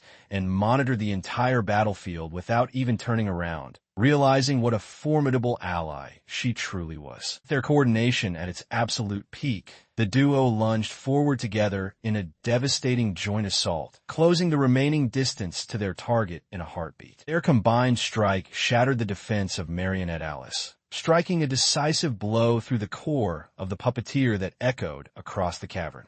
Shock echoed through the air as multiple mechanical arms suddenly sprouted from the automaton, catching everyone off guard. Kaikeru called out a warning, realizing they had hesitated too long, and allowed a hidden timer mechanism to activate. Its new limbs deployed, the monstrous construct unleashed a furious barrage of blades, raining strikes down upon the battlefield. Against this overwhelming attack, Kazari traded rapid blows with the enemy, her short sword parrying the incoming metal shafts in a clash of sparks. Marveling at the machine's blistering speed, Kazari's eyes lit up with fierce excitement as she relished the thrill of fighting such a formidable opponent. Observing the intense duel from a distance, Kaikeru recognized that the fight was moving too fast for him to jump in directly, prompting him to search for an opening where his skills could aid her. She continued to weave through the whirlwind of sharp limbs, acutely aware that the creature's massive reach put her at a severe disadvantage unless she could close the distance. Seeing an opportunity, Kaikeru cast Aerial Extension, Flame, deploying glowing magic circles around the construct and advising his ally to be mindful of his traps. In response to the magical threat surrounding it, the automaton pulled its multiple weapons closer to its torso to defend itself. Spotting the sudden shift in defensive posture, Kazari seized the moment without hesitation, springing forward while Kaikeru tracked her movement. Stomping down with full force, Kazari launched a decisive strike at close range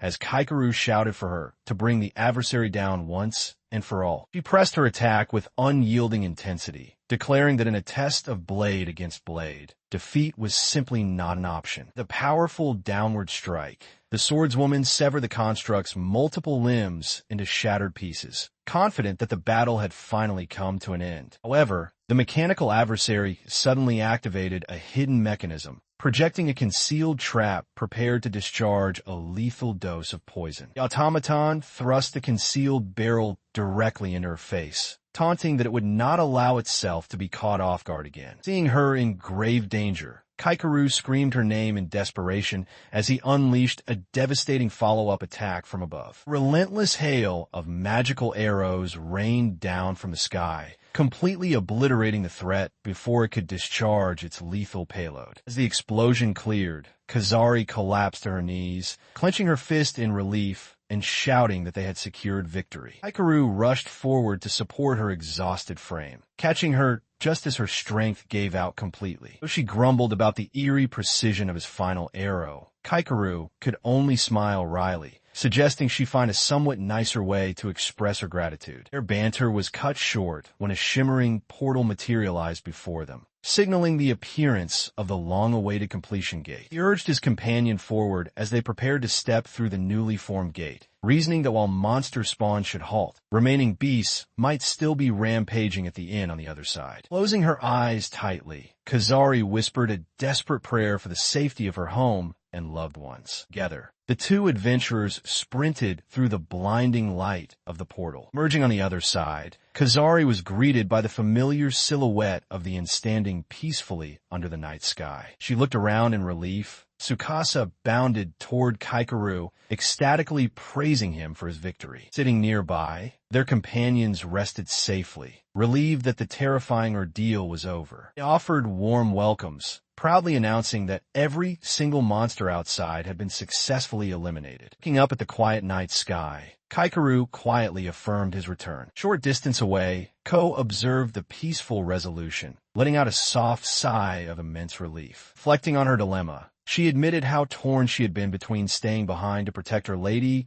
or secretly following them into the dungeon. Though she was deeply relieved that the two had cleared the Stampede dungeon all on their own without major trouble. She stood near the bridge. Medical aid was being administered to the wounded, with promises that a dedicated healer would arrive shortly. Suddenly, an older woman came running across the bridge, calling out Kazari's name in desperation. Recognizing the voice, Kazari turned toward her mother with a look of stunned surprise. Without hesitation, her mother grabbed her tightly, berating her through tears for taking such foolish, dangerous risks. She pleaded with her daughter to leave such terrifying battles to the experts, terrified of the thought of losing her. Surrounding companions tried to intervene gently, urging the mother to calm down and appreciate her daughter's bravery. Zari walked away slowly, her head bowed in quiet guilt as her mother stood watching her back. Overcome with emotion, her mother admitted that she cared far more about Kazari's safety than the family house or anything else. Zari paused, looking back with a painful realization in her eyes. She understood deep down that her choice to walk the path of an adventurer would inevitably cause her mother hurt, no matter what. She declared her unwavering resolve, looking her mother in the eyes to announce that she would be leaving for Tokyo as soon as she graduated. Acknowledging her mother's concerns and apologizing for the pain it caused, she stood firm, asserting her ultimate desire to walk the path of an adventurer, regardless of approval. With burning determination in her eyes, she promised to conquer every dungeon in the world before making her return home. She vowed to become the strongest adventurer alive so that no one would ever have to be hurt again,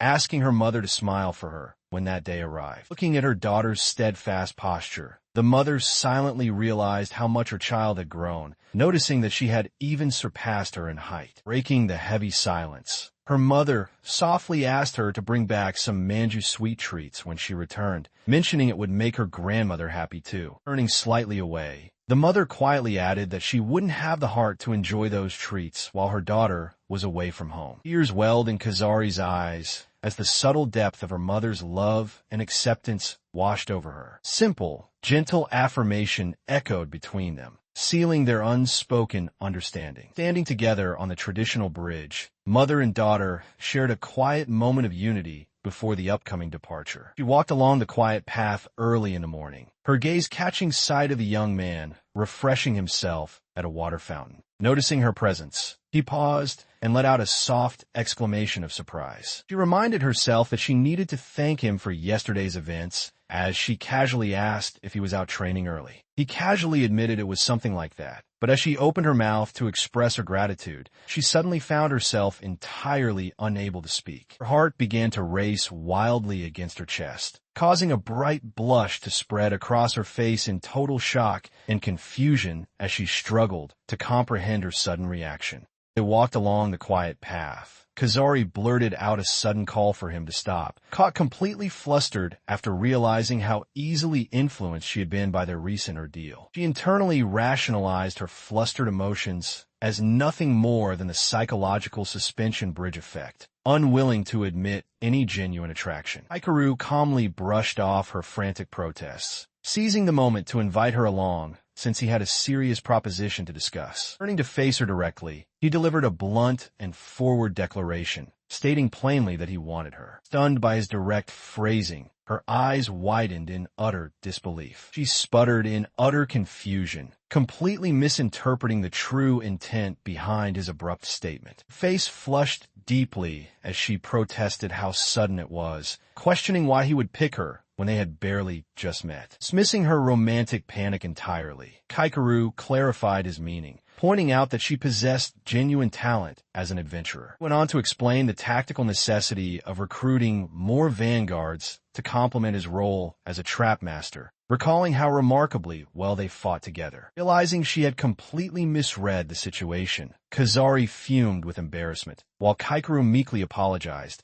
sensing he had somehow managed to offend her. She stood in quiet disbelief before asking him to clarify his request, questioning if he truly intended for her to join his party. Meanwhile, the others recalled how impulsive he had been, fully expecting her to reject such a sudden proposal. However, as they began to walk, she abruptly came to a dead stop, catching him completely off guard. Turning around, she pressed him further, asking if he was actually serious about what he had just claimed. He looked her straight in the eyes and confirmed his complete sincerity, reaffirming his belief that their combat rhythm was perfectly matched. His earnest answer struck a chord, causing her to clench her fist tightly as she struggled to formulate a response. A sudden outburst of emotion, she leaned forward and shouted at the top of her lungs that she would accept his offer. She hastily added that it wasn't just because he had invited her, but because she genuinely shared the exact same feeling. Relieved and thrilled by her passionate commitment, he beamed with excitement, eager to prove how far they could go together. Pointing assertively at him, she declared that neither her dream nor her instincts were wrong, quietly reassuring herself that if she didn't place her trust in him, nobody else would. She glared at him intensely, warning him to prepare himself if he truly meant to team up, to which he simply responded with a casual and steady agreement. Turning her head away with a subtle blush, she tried to process her sudden acceptance, while the nearby onlookers quietly observed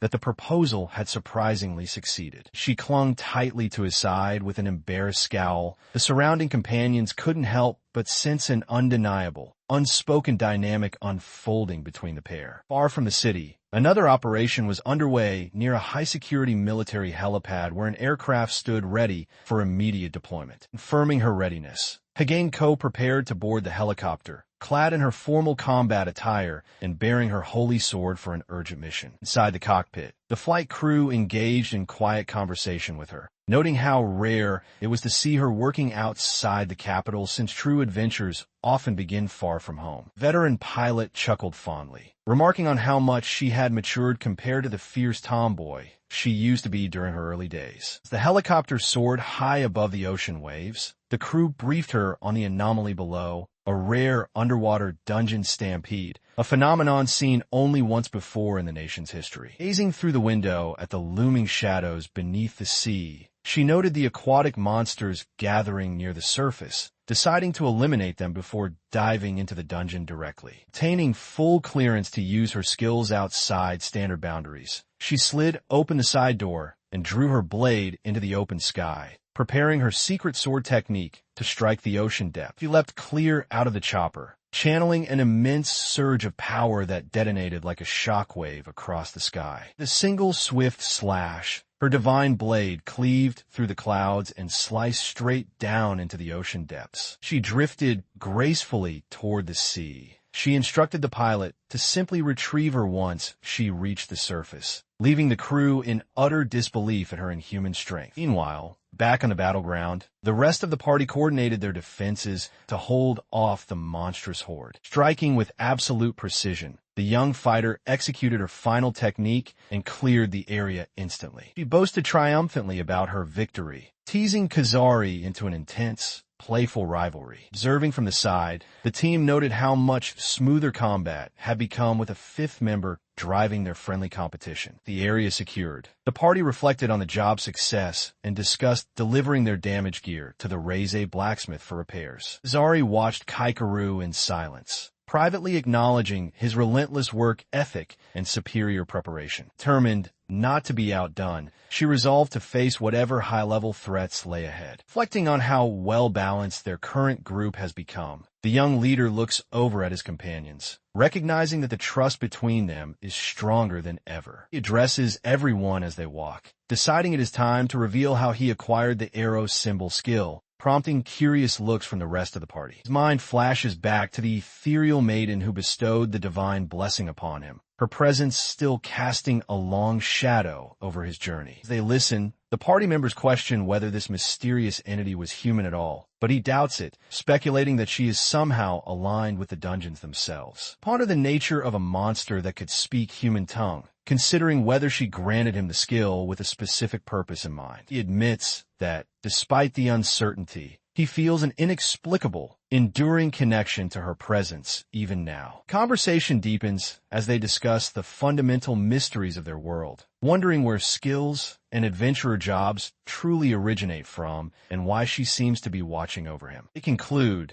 that if entity like her can grant powers, it is logical to assume the quests themselves emanate directly from the heart of the dungeons. While one companion wonders if she might obtain a unique skill of her own, Another voices the worrisome possibility that such a power could just as easily be taken away. Her contemplation is suddenly cut short as a sharp noise echoes nearby, putting the entire party on high alert as they realize danger is close. Pondered the situation, pointing out that keeping quiet might be even more hazardous, as rumors spreading unchecked could trigger widespread chaos. Considering this, the companions discussed their next moves, emphasizing the necessity of probing the leadership of the association before daring to challenge the Origin Gate. Unsettled by the mysterious hand that had emerged from the dungeon, he asked whether her family's network could be trusted, prompting her to offer to leverage her noble connections for intel. As he watched the others debate, he noted to himself that certain allies were ill-suited for political maneuvering, just as Tsukasa chimed in with her own energetic suggestion. Prompted by the revelation, Kazari questioned why he was so comfortable sharing such sensitive secrets with a relative newcomer like her, suggesting that established figures were far safer confidants. In response, he gently clarified his reasoning, explaining that bringing her along to Tokyo without offering complete honesty would have been fundamentally wrong. Moved by his sincerity, the party accepted the gravity of facing an unknown threat, while he humbly apologized for selfishly wanting all four of them by his side for the ordeal ahead. Spelling the somber mood,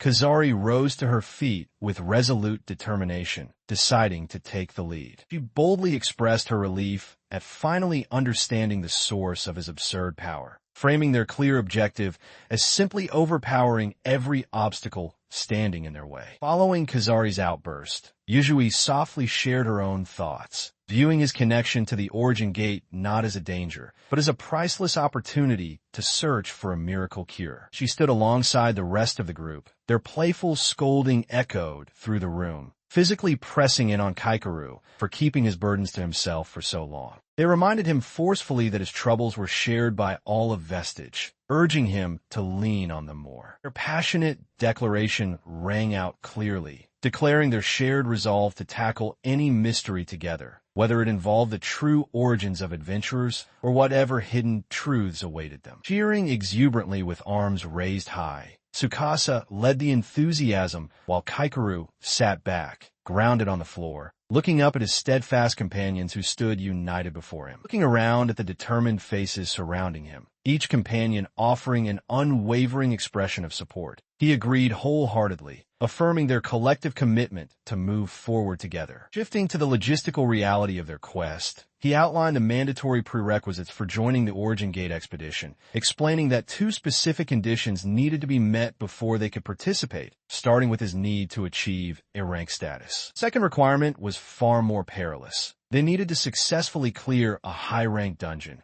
a dangerous threshold marked off by hazardous ceiling magic and strict exclusion barriers. Traveling by boat across the vast open water, the party finally spotted their destination looming in the distance along the rugged coastline. They had arrived at an authentic A-rank dungeon, a remote location that had only recently been discovered and acquired for exploration. Standing before the portal, the five companions reviewed their rank-up requirements and felt confident after raising their levels in previous battles. With unified resolve, they declared their readiness and stepped together toward the dark, swirling energy of the entrance. Inside the dungeon, intense combat erupted immediately as Kazari surged forward, distracting the fierce high-level monsters to hold their focus. Working in perfect synchronization, the front lines coordinated their strikes and successfully pushed back the dangerous creatures. Pausing briefly after the clash, the group discussed their lack of a dedicated healer and agreed to press forward quickly to locate the boss room before running low on resources. They surveyed the surreal landscape surrounding them, full of strange floating structures and uncanny terrain under a dark sky. Knowing that wandering endlessly would drain their morale, Kaikeru stressed the need to find a clear path ahead. In response, Tsukasa offered to activate her stealth ability and scout the higher terrain ahead to guide their direction. She steadied her breathing, resolved not to let fear override her training, reminding herself that scouting dangerous terrain was an assassin's true specialty, while Kaikeru pondered the risks of proceeding alone. Confident in her abilities, she cheerfully instructed the rest of the group to set up the anti-monster tent near a designated landmark tree and relax while she completed the reconnaissance. She departed into the distance. The remaining party members let out a collective sigh, empathizing with the immense pressure placed upon their leader. Hikaru stood solemnly, reflecting on the sobering realization that leading Japan's top party meant every decision he made directly staked the lives of his companions. Watching the campsite come together, Megumi quietly pondered the heavy, emotional weight Kaikeru carried on his shoulders as their leader. Suddenly, a familiar voice called out from nearby, greeting them back to the camp and catching everyone off guard. Their horror. The voice belonged not to their scout, but to a grotesque, bat-like creature echoing the call with a gaping, fanged maw. The sudden burst of magic. The party struck down the mimic monster in a flash, sending shockwaves through the clearing as they drew their weapons in defense. Breathing heavily amidst the dust, they paused in confusion, confirming among themselves that the creature had distinctly spoken with Tsukasa's exact voice. Hikaru urged everyone to keep calm, explaining that the monster likely copied her voice from earlier conversation rather than having captured her, though the danger was far from over. Stood frozen alongside the group as creepy calls echoed through the cavern, mocking them with Tsukasa's voice. The companions reasoned that remaining near the giant tree was their best course, since it was agreed upon as a clear landmark, but doubt continued to linger. Swarming bat-like nightmares filled the air, repeating the unsettling cries. Surrounded by an overwhelming number of foes, Yuzui felt a surge of anxiety, struggling with her role in the rearguard while trying to keep her composure. As the situation grew tenser, internal debates raged among them. Yuzui wondered if she should deploy stealth to search ahead, while the others debated whether splitting the party further under these conditions would be fatal. Gritting his teeth, Kaikeru forced back the rising panic. He knew that letting fear dictate his choices now would ruin every decision made up to this moment. Looking around at the chaotic battlefield, he second-guessed whether waiting here had been a mistake. Yet, as the monster's attacks struck the surrounding area, a strange inconsistency caught his sharp gaze. He watched closely as a stray leaf tore away under the impact of an incoming blow, noticing something utterly unnerving about how the environment was reacting to the damage. Turning abruptly toward Yuzui, he called out her name with sudden confidence. He reassured her that Tsukasa was safe, realizing that an artificial barrier was preventing them from locating each other. Without hesitation, he instructed the wizard girl to fire a light-infused arrow directly upward into the sky. Promptly obeying, Yuzui drew her magic bow and launched a glowing projectile straight up toward the looming ceiling of the domain. Hikaru watched intently as the arrow suddenly vanished in mid-air with a ripple, confirming his brilliant deduction that they were trapped inside a massive illusion. He watched as the arrows pierced through the false sky, shattering the illusory barrier to expose the hidden reality beneath. Moments later, Tsukasa joyfully landed back beside the group, instantly relieving the tension that had gripped them. She playfully complained about the distorted voice from the illusion, insisting her actual voice was far cuter. As they regrouped, Yuzui explained how her magical light marker provided the crucial beacon Tsukasa needed to navigate back through the changing landscape. Quietly thanking Kaikeru for spotting the anomaly, the young wizard resolved to sharpen her instincts for the crucial choices ahead. Directing their focus forward, Tsukasa announced that she had located the boss room, though its structure seemed peculiar. Standing amidst tendril-like roots at the end of the cavern was a solitary, strangely carved stone door. Examining the intricate carvings on the threshold, Kaikeru suddenly realized they were facing an epitaph dungeon. While the rest of the party voiced their unfamiliarity with the term, he revealed that he had only encountered such a rare phenomenon once before. Cautioned them that while an epitaph lacks a true physical form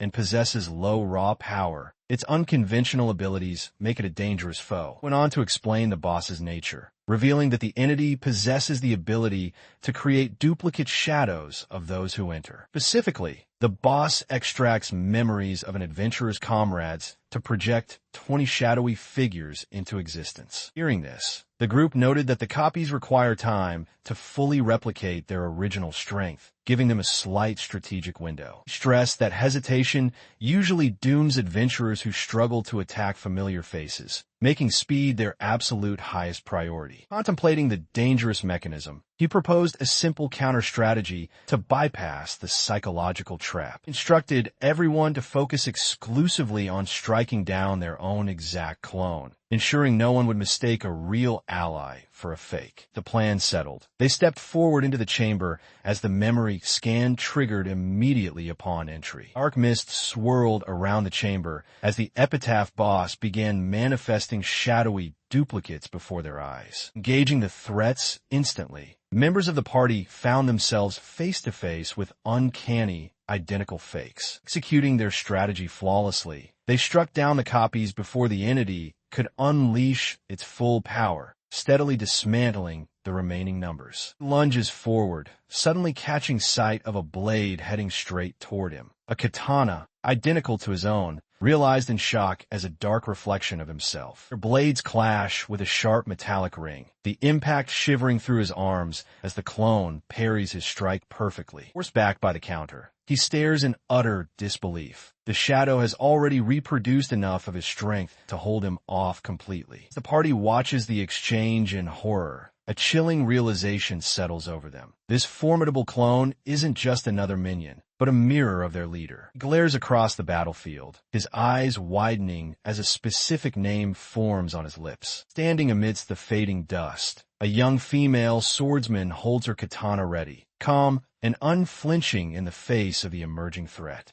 Hikaru looked on in shock as Higane stepped forward, unleashing her technique, White Lightning First Sword, with blinding speed. Blinding flash illuminated the area as the devastating strike cut through the darkness towards the target. The force of the attack created a massive surge, catching the companions off guard as they shielded themselves from the sudden shockwave. Tsukasa cried out in concern as the opponent absorbed or deflected the massive blow, standing firm amidst the dust. Recognizing the famous warrior, the wizard student stammered in realization, pointing out that this was indeed Higane Ko from Holy Sword, famous from the magazines. Hikaru suddenly gasped as he realized the enemy was reading his inner memories, analyzing the combat data of his allies directly from his mind. Before they could fully process the threat, Ko urged everyone to take cover behind her as another incoming strike slashed across the battlefield. Chaos erupted among the group as Tsukasa comically berated Kaikeru for thinking about the legendary Holy Sword while adventuring with them, while the wizard begged them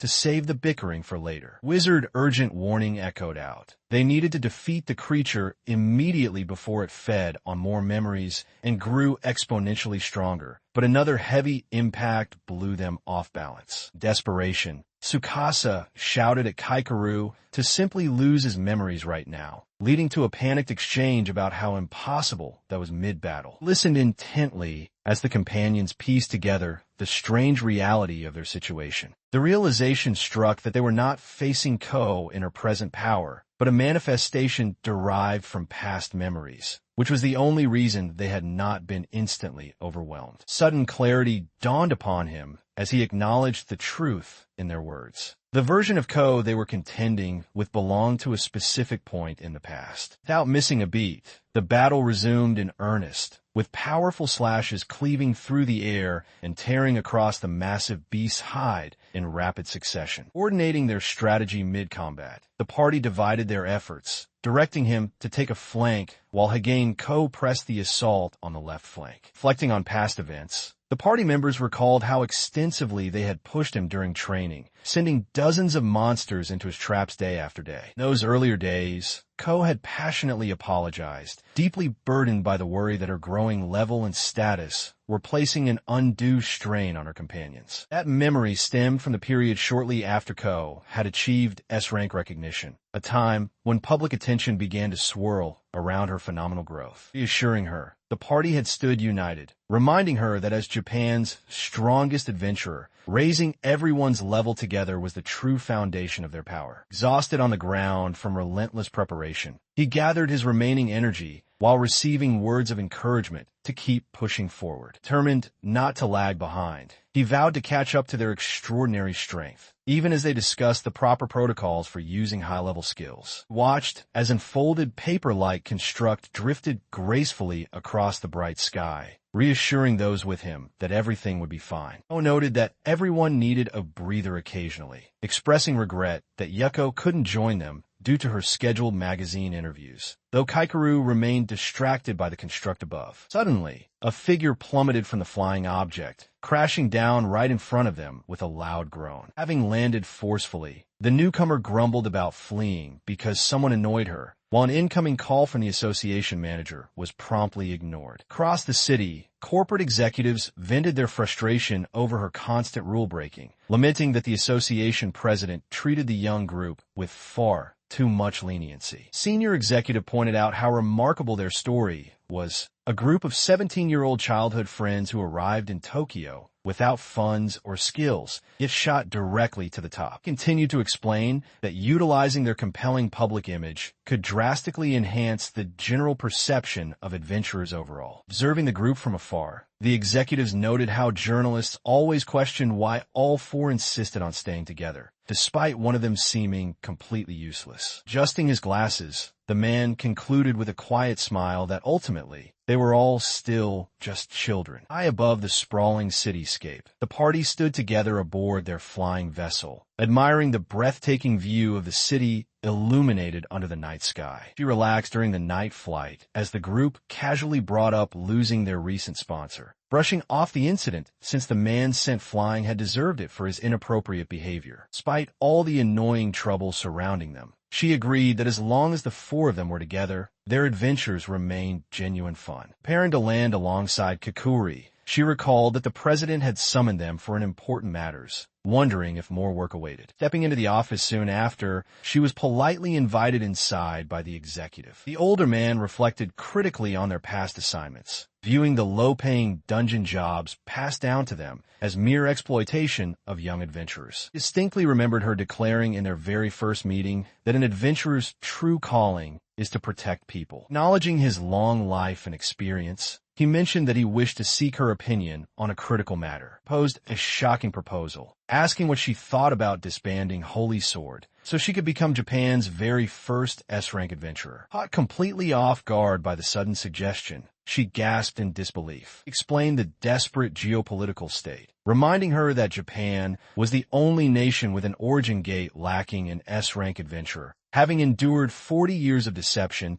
to keep the populace believing dungeons were a blessing after suffering massive casualties in the past. She listened in quiet silence as the official outlined the high-stakes proposal, explaining that the Bureau intended to assemble an elite party of hand-picked adventurers with her at its center to conquer the Origin Gate. The executive stressed that international S-rank adventurers were figures capable of altering the destiny of entire nations, urging Higain Ko to step up and become the ultimate beacon of hope for their people. Humbled yet reserved, she acknowledged the immense compliment, expressing her sincere gratitude for such high praise while carefully measuring her response. She immediately addressed the grim reality of his offer, pointing out that joining this new team would inevitably mean the end of her current four-person party. Unwavering in his position, the executive confirmed their absolute resolve, declaring that the new squad would strictly compromise only top-ranking, elite adventurers. In response,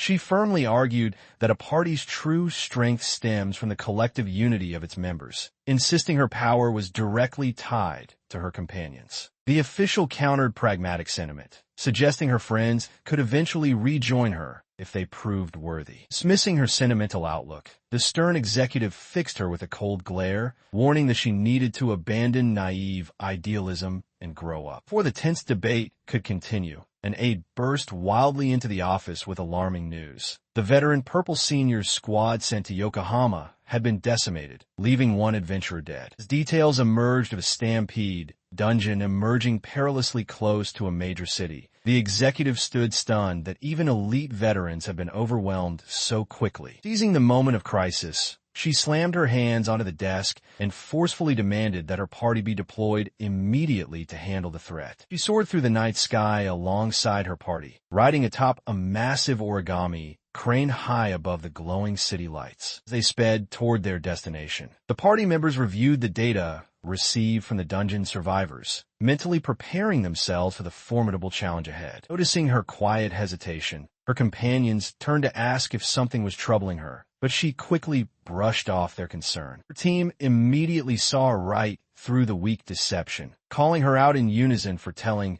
such an obvious lie. Flustered by their sharp instincts, she sheepishly admitted that having spent so much time together made it impossible to hide her true feelings. It reflected on her incredible growth and the daunting responsibility of her new S-rank status, acknowledging the immense honor and weight it carried. Tears welled in her eyes as she confessed that while she was willing to devote her life to her duties, she could not bear the painful thought of being separated from them. Reassured by her deep devotion, her comrades warmly pledged to remain by her side no matter what obstacles they faced, agreeing to negotiate together once the dungeon was cleared. Filled with gratitude for her friends, she pointed toward the looming target ahead and gave the resolute command to charge into battle. Reflecting on the grueling journey thus far, it felt as though they had been running a full marathon at maximum sprint across a storm-ravaged landscape. Hikaru recalled how hard he had pushed himself, handling scouting, support, and working twice as hard as anyone else. Yet nagging doubts still lingered in the back of his mind. Companions acknowledged the harsh reality, noting that without the crucial intel gathered from previous attempts, they never would have made it this far. Together, the group stood before the massive, glowing doors leading into the boss chamber, knowing there was no turning back. Urging everyone to hurry before the monsters outside breached their position, Hikaru readied his weapons and surged past the threshold. The moment they crossed into the chamber, spatial reality warped around them, triggering a realization that this boss utilized a separation gimmick. Scanning his surroundings frantically, Hikaru realized Ko was no longer beside him, catching sight of her isolated on a distant platform. Across the divided space, Ko found herself standing completely alone in the shadow of a towering, armored monstrosity. Understanding that they were trapped, Ko prepared herself mentally, recognizing this adversary as far stronger than any monster she had ever faced before. Refusing to let this separation disable them, Tsukasa unleashed a furious, swift strike to combat the emerging threat. She called out in alarm, realizing the full scale of their predicament. They were completely cut off from Ko, and even the most potent strike had failed to leave so much as a scratch on the boss. From high above, someone yelled a warning for Ko to watch out, noting that a setup like this usually implied a hidden mechanic to the fight. Deductions quickly formed among the group that this boss could not be defeated normally unless specific room conditions were met. Shouting down to urge Ko to hold on while they figured out a plan, they received a steady, determined nod from her below. Focusing her energy, Ko summoned a paper shikigami, creating a protective magic seal to prepare for the onslaught. Glancing around her confined space, she found no obvious way out or any prominent clues to exploit. The towering monster pressed its assault, forcing Ko into a desperate clash. Seeing her struggle despite her top-tier skills made the others realize just how dangerously high-level this boss truly was. Struggling to keep calm, Hikaru surveyed the grid of transparent cubicles and noticed that Yuko's room was located at the very bottom level. Observing an explosion in the distance, they confirmed that Yuko's attacks were actually having an effect, realizing that dealing sufficient damage was the key clear condition for these rooms. Yet horror struck as Hikaru realized his own utter helplessness in this setup. He lacked any direct offensive attacks to clear his room. Quickly deduced that direct physical strikes were completely useless against the spatial boundary, realizing that traps were his only viable option. Observing his actions from across the void, she recognized that he was attempting to trigger his trap abilities by utilizing his gear as catalysts. Sweat dripped down his face as anxiety mounted. His remaining items simply did not possess sufficient mana density, threatening to exhaust his entire inventory before breaking through. Nearby, a sudden flash signaled that one of the required damage thresholds had finally been fulfilled by an ally. She noticed one of the spatial glyphs vanish, confirming that her attack met the condition, yet the barriers separating them remained firmly in place. Desperately throwing his sword into the portal threshold, his final equipment piece. He cursed in frustration as it still fell short of clearing the target. Refusing to yield, she shouted across the partition, urging him not to lose heart and promising to buy all the time he needed to devise a strategy. Calling out his name, she threw herself into a furious series of swings, taking heavy blows in return as she held the line. Watching her bleed while fighting heroically triggered a deep sense of powerlessness within him. He refused to let someone who saved countless lives fall while he merely stood by. Overcoming his hesitation, his eyes sharpened with resolute focus as he reached into his sleeve, quietly declaring the setup of a trap. Sudden maneuver caught the young warrior off guard, forcing her to turn back in alarm as she called out his name. Driven back by the sheer force of the recoil, she skidded across the ground with a harsh groan, yet her grip on her weapon only tightened as she prepared to strike once more. Desperate shouts warned her to cease her reckless assault before she permanently injured herself, but she dismissed the caution without a second thought. She declared that losing a limb meant nothing if it granted her the power to protect her companion in his hour of need. Facing the towering, dark-armored opponent, she braced her legs and raised her blade, standing firm against the overwhelming aura of the enemy. A tempest of rapid slashes exploded against the armored giant, lighting up the darkness with brilliant sparks as she unleashed a furious barrage. Her companions urged her to stay calm and pointed out that her blows were dealing no damage. She retorted that their assumptions were based purely on past failure. Gritting her teeth through the excruciating physical toll, she refused to accept defeat without committing every ounce of her remaining strength. Her relentless momentum began to force the heavy warrior backward, shocking those watching who had seen her pushed to the brink only moments prior. Despite further warnings that she was expending her mana in vain against impenetrable defense, she pressed the attack with unwavering conviction. She pushed past her absolute physical limits, her battered body collapsing to the ground from sheer exhaustion after delivering her ultimate strike. In response to her intense exertion, the glowing pattern across Kaikeru's body began to react violently, shocking him as magic surged outward. Watching the phenomenon unfold, the onlookers pondered the mysterious nature of dungeon monsters and how such massive quantities of magical damage could be absorbed. Realizing the sheer magnitude of power required to overcome the barrier, Kaikeru stood resolute before the monstrous energy discharge. Looking upon him with profound admiration, she silently acknowledged his incredible resolve, deeming him truly far greater than she could ever hope to be. The fierce yell, she gathered every remaining drop of her strength to unleash one last decisive strike with her blade. The force of the impact shattered the surrounding space into fragments, leaving the spectators gasping in complete shock at the display. As the blinding light flared and died down, she stood alone amid the fading embers of energy, her sword drawn and ready. Across the vast battlefield, her figure remained motionless, bathed in the quiet aftermath of the immense explosion. Overwhelmed by remorse and exhaustion, she whispered a quiet apology to Kaikeru as her strength finally gave out. Having collapsed to her knees, she reaches out desperately toward Kaikeru as he sits dazed on the ground. She tearfully apologizes to Ko for giving up, while the aftermath of the event leads to Ko being officially named an S-rank adventurer, the Holy Sword gaining fame,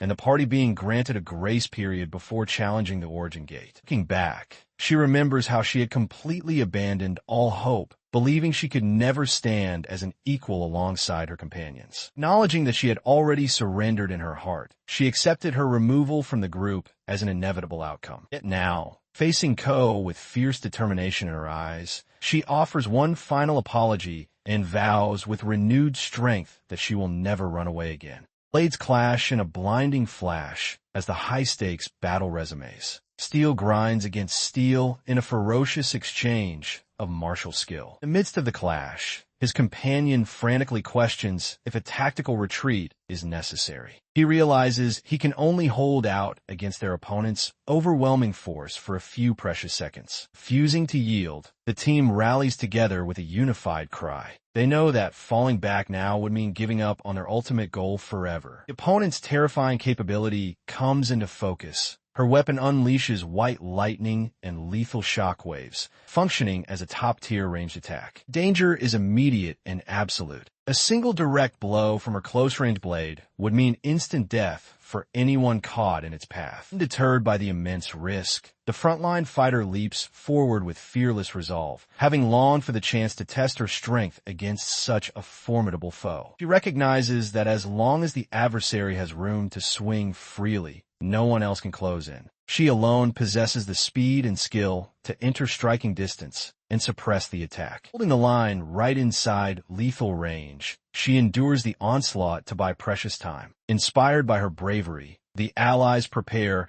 to initiate their coordinated battle strategy. She grounds her stance and locks the boss in melee combat. The remaining members quickly maneuver into position across the field. They execute Formation A, a specialized anti-boss tactic where 3 vanguard attackers pin the target down while their powerful mage prepares to deliver the decisive finishing strike. She declared her absolute resolve to shield her ally, vowing that not even a stray breeze would bypass her guard to harm the young wizard. Meanwhile, the young wizard focused her concentration, requesting a single minute to channel all her remaining mana into one decisive strike, knowing she would only get one shot. As energy surged from the mage's spell, the frontline fighters calculated their odds, aware that their powerful foe wouldn't simply stand idle and take a full-force magic assault. Calling out to her teammate Tsukasa, she urged seamless coordination, knowing that pinning down their formidable target required all 3 of them working in total synchronization. Blades clashed violently in a blur of motion, forcing her to realize with shock that the enemy was matching, if not exceeding, her own attack speed. Despite the fierce exchange of sword strikes, the 3 allies pressed forward aggressively, surrounding their target to prevent any room for escape. Shouting commands across the flurry of steel, they redoubled their efforts to contain the adversary, making sure every exit route was immediately cut off. Observing the intense, evenly matched battle, she strategized that the best way to open a window for their spellcaster was to immobilize the target using her shadow stitch technique. However, noticing the opponent's guarded posture, he realized the enemy was already wary of standard skill sets and likely possessed knowledge of their class abilities. Determined to break the stalemate, he deduced that their only advantage lay in unpredictable arrow symbol combinations that the target could never anticipate. He stood ready to strike, while behind him,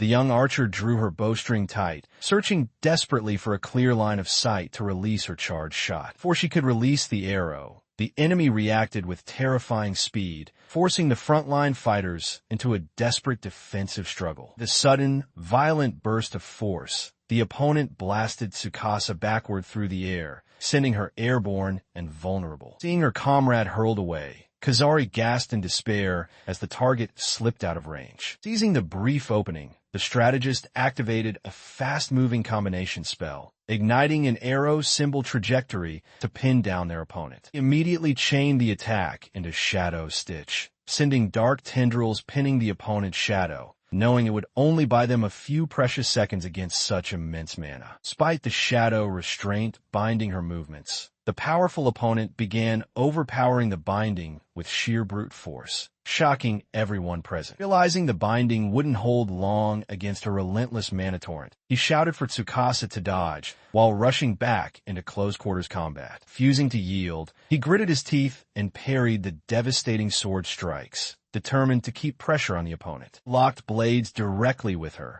holding her weapon firmly in place to buy time for the final decisive maneuver. Barely ducked in time as the blade whistled mere inches over his head, her sheer speed shattering his attempt to hold her in place. With relentless fury, she unleashed a blinding flurry of martial strikes, overwhelming his defenses before he could even attempt another spell. Knocked off balance and skidding across the dirt, he cursed under his breath, stunned that she could integrate high-level physical combat even while partially bound by magic. Surging high into the air, her body radiated a brilliant, blinding halo of mana as she poised herself for a devastating downward strike. Watching her outline against the sky, he realized with mounting dread how drastically he had understated her total mana pool and monstrous strength. Dropping like a meteor toward the defenseless allies behind him, she closed the distance in the blink of an eye, threatening to end the battle in a single blow. Knowing he lacked the raw speed to catch up to her directly, he calculated his options in a heartbeat, deciding to risk combining multiple overlapping trap symbols to force her back. Thunderous detonation rocked the entire grounds of the training facility, shaking the structure to its foundation. Smoke cleared from the crumbling outer wall. The young wizard rushed forward in a panic, calling desperately for emergency first aid as she saw him lying motionless on the ground. Gathered around his fallen form, the group pieced together what had happened, questioning the immense backlash he suffered after attempting to stack 3 spell symbols simultaneously. He silently breaks down the mechanics of his trap fusion, realizing that while combining arrow symbols is relatively straightforward, merging other non-arrow traps demands an astronomically higher amount of mana. As he ponders the strain of his magic,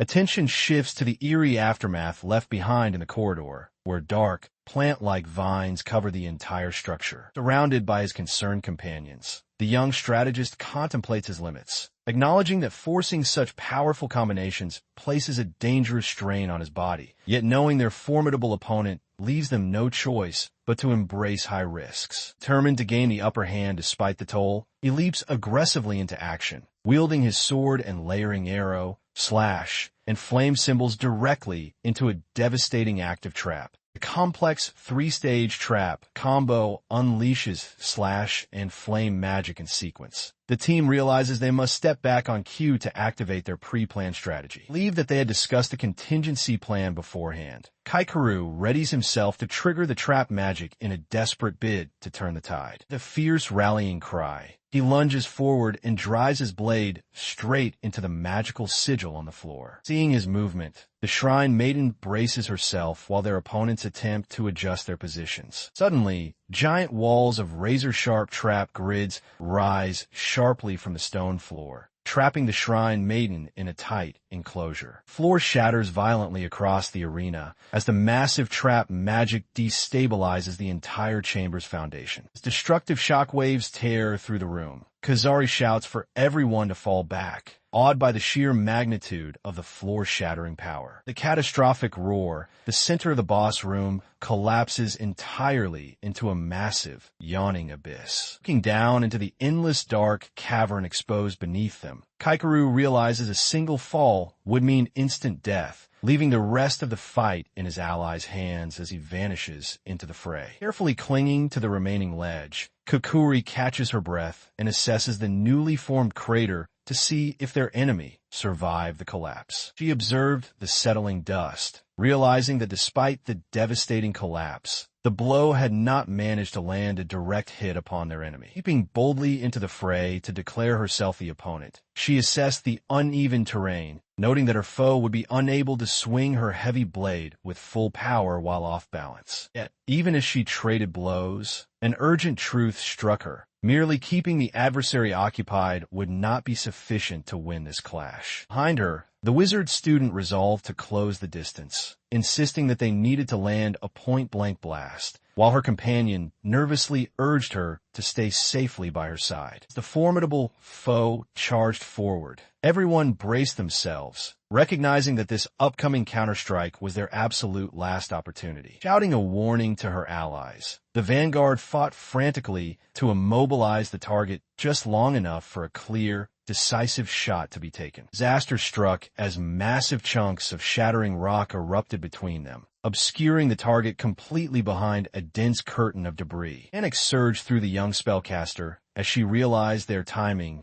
was slipping away and they might not reach their mark. Throwing herself fearlessly into harm's way, the protector interceded, vow-bound never to allow a single blow to harm the young wizard. The resolute breath amidst the chaos, the wizard pulled back her weapon, fully intent on unleashing her ultimate shot. She released her full power shot right into the heart of the explosion, watching as the magic detonated directly against their adversary, confident that the impact had taken its toll. As the blinding flash cleared, the battlefield fell silent, leaving the party standing cautiously amidst the shattered terrain. Realizing that the clear gate had failed to manifest, Kazari grew uneasy, staring at the empty space where victory should have been confirmed. Suddenly, a surge of dark energy erupted from the smoke, proving their formidable foe remained upright and undefeated. Frustrated that her high-difficulty strike had barely grazed vital points, Yuzui panicked as the enemy poised herself right beside her wounded comrades. Stepping forward with resolute determination, Kazari drew her blade, vowing not to let the foe take another step toward her fallen ally. With all their major trump cards exhausted, the group understood that their remaining chance rested on piercing the enemy's heavy defense. Refusing to yield despite the overwhelming odds, Kazari rallied her allies with a passionate cry to push beyond their limits. Lying broken on the ground, Kaikeru quietly gathered his focus, knowing that everything had fallen precisely into place. As his sister called out in alarm, Kaikeru triggered his hidden trap, revealing the arrow symbol on the ground and declaring the climax of the battle. Having sprung his trap, he watched as the battlefield crumbled, destroying every foothold the enemy had relied upon. Observing that the enemy doll prioritized attacking over self-preservation even in freefall, he offered a quiet apology, promising to meet the true person behind it once again. His mana completely exhausted, he fired his final grappling line to secure a safe footing. Reaching safety, he declared with quiet conviction that together with his companions, they were unbreakable. Far below, the construct plunged helplessly into the abyss. As the dust settled, the party reassembled amidst the ruins of the shattered terrain. For them, a brilliant pillar of light manifested, signaling the complete clearance of the floor. Exhausted but relieved, the group celebrated successfully clearing the grueling A-rank dungeon. However, the peaceful moment was short-lived as his companions playfully ganged up on him, demanding explanations for his secret antics during the battle. Amidst the light-hearted banter, the ancient epitaph's passive nature was noted, revealing how it responds only to faint traces of mana from allies. He listened intently as Kazari shouted above the wind, deducing that the dungeon's mechanism could only conjure a replica of someone who was physically close to its location. Surrounded by his allies on the cleared grounds, the realization slowly sank in for him as he processed what her presence implied. High above in a passing helicopter, Ko stared out the window, sensing his presence just as he quietly whispered her name from below. Knowing they would inevitably cross paths in Tokyo, a faint smirk crossed his face, prompting an immediate, playful reprimand from Kazari. Teasing him unmercifully, she demanded he repeat his bold claims about their group's strength while he begged for a moment of grace. Meanwhile, in a high-rise office overlooking the Tokyo skyline, news arrived confirming that Kaikeru had successfully cleared an A-rank dungeon, signaling his imminent arrival in the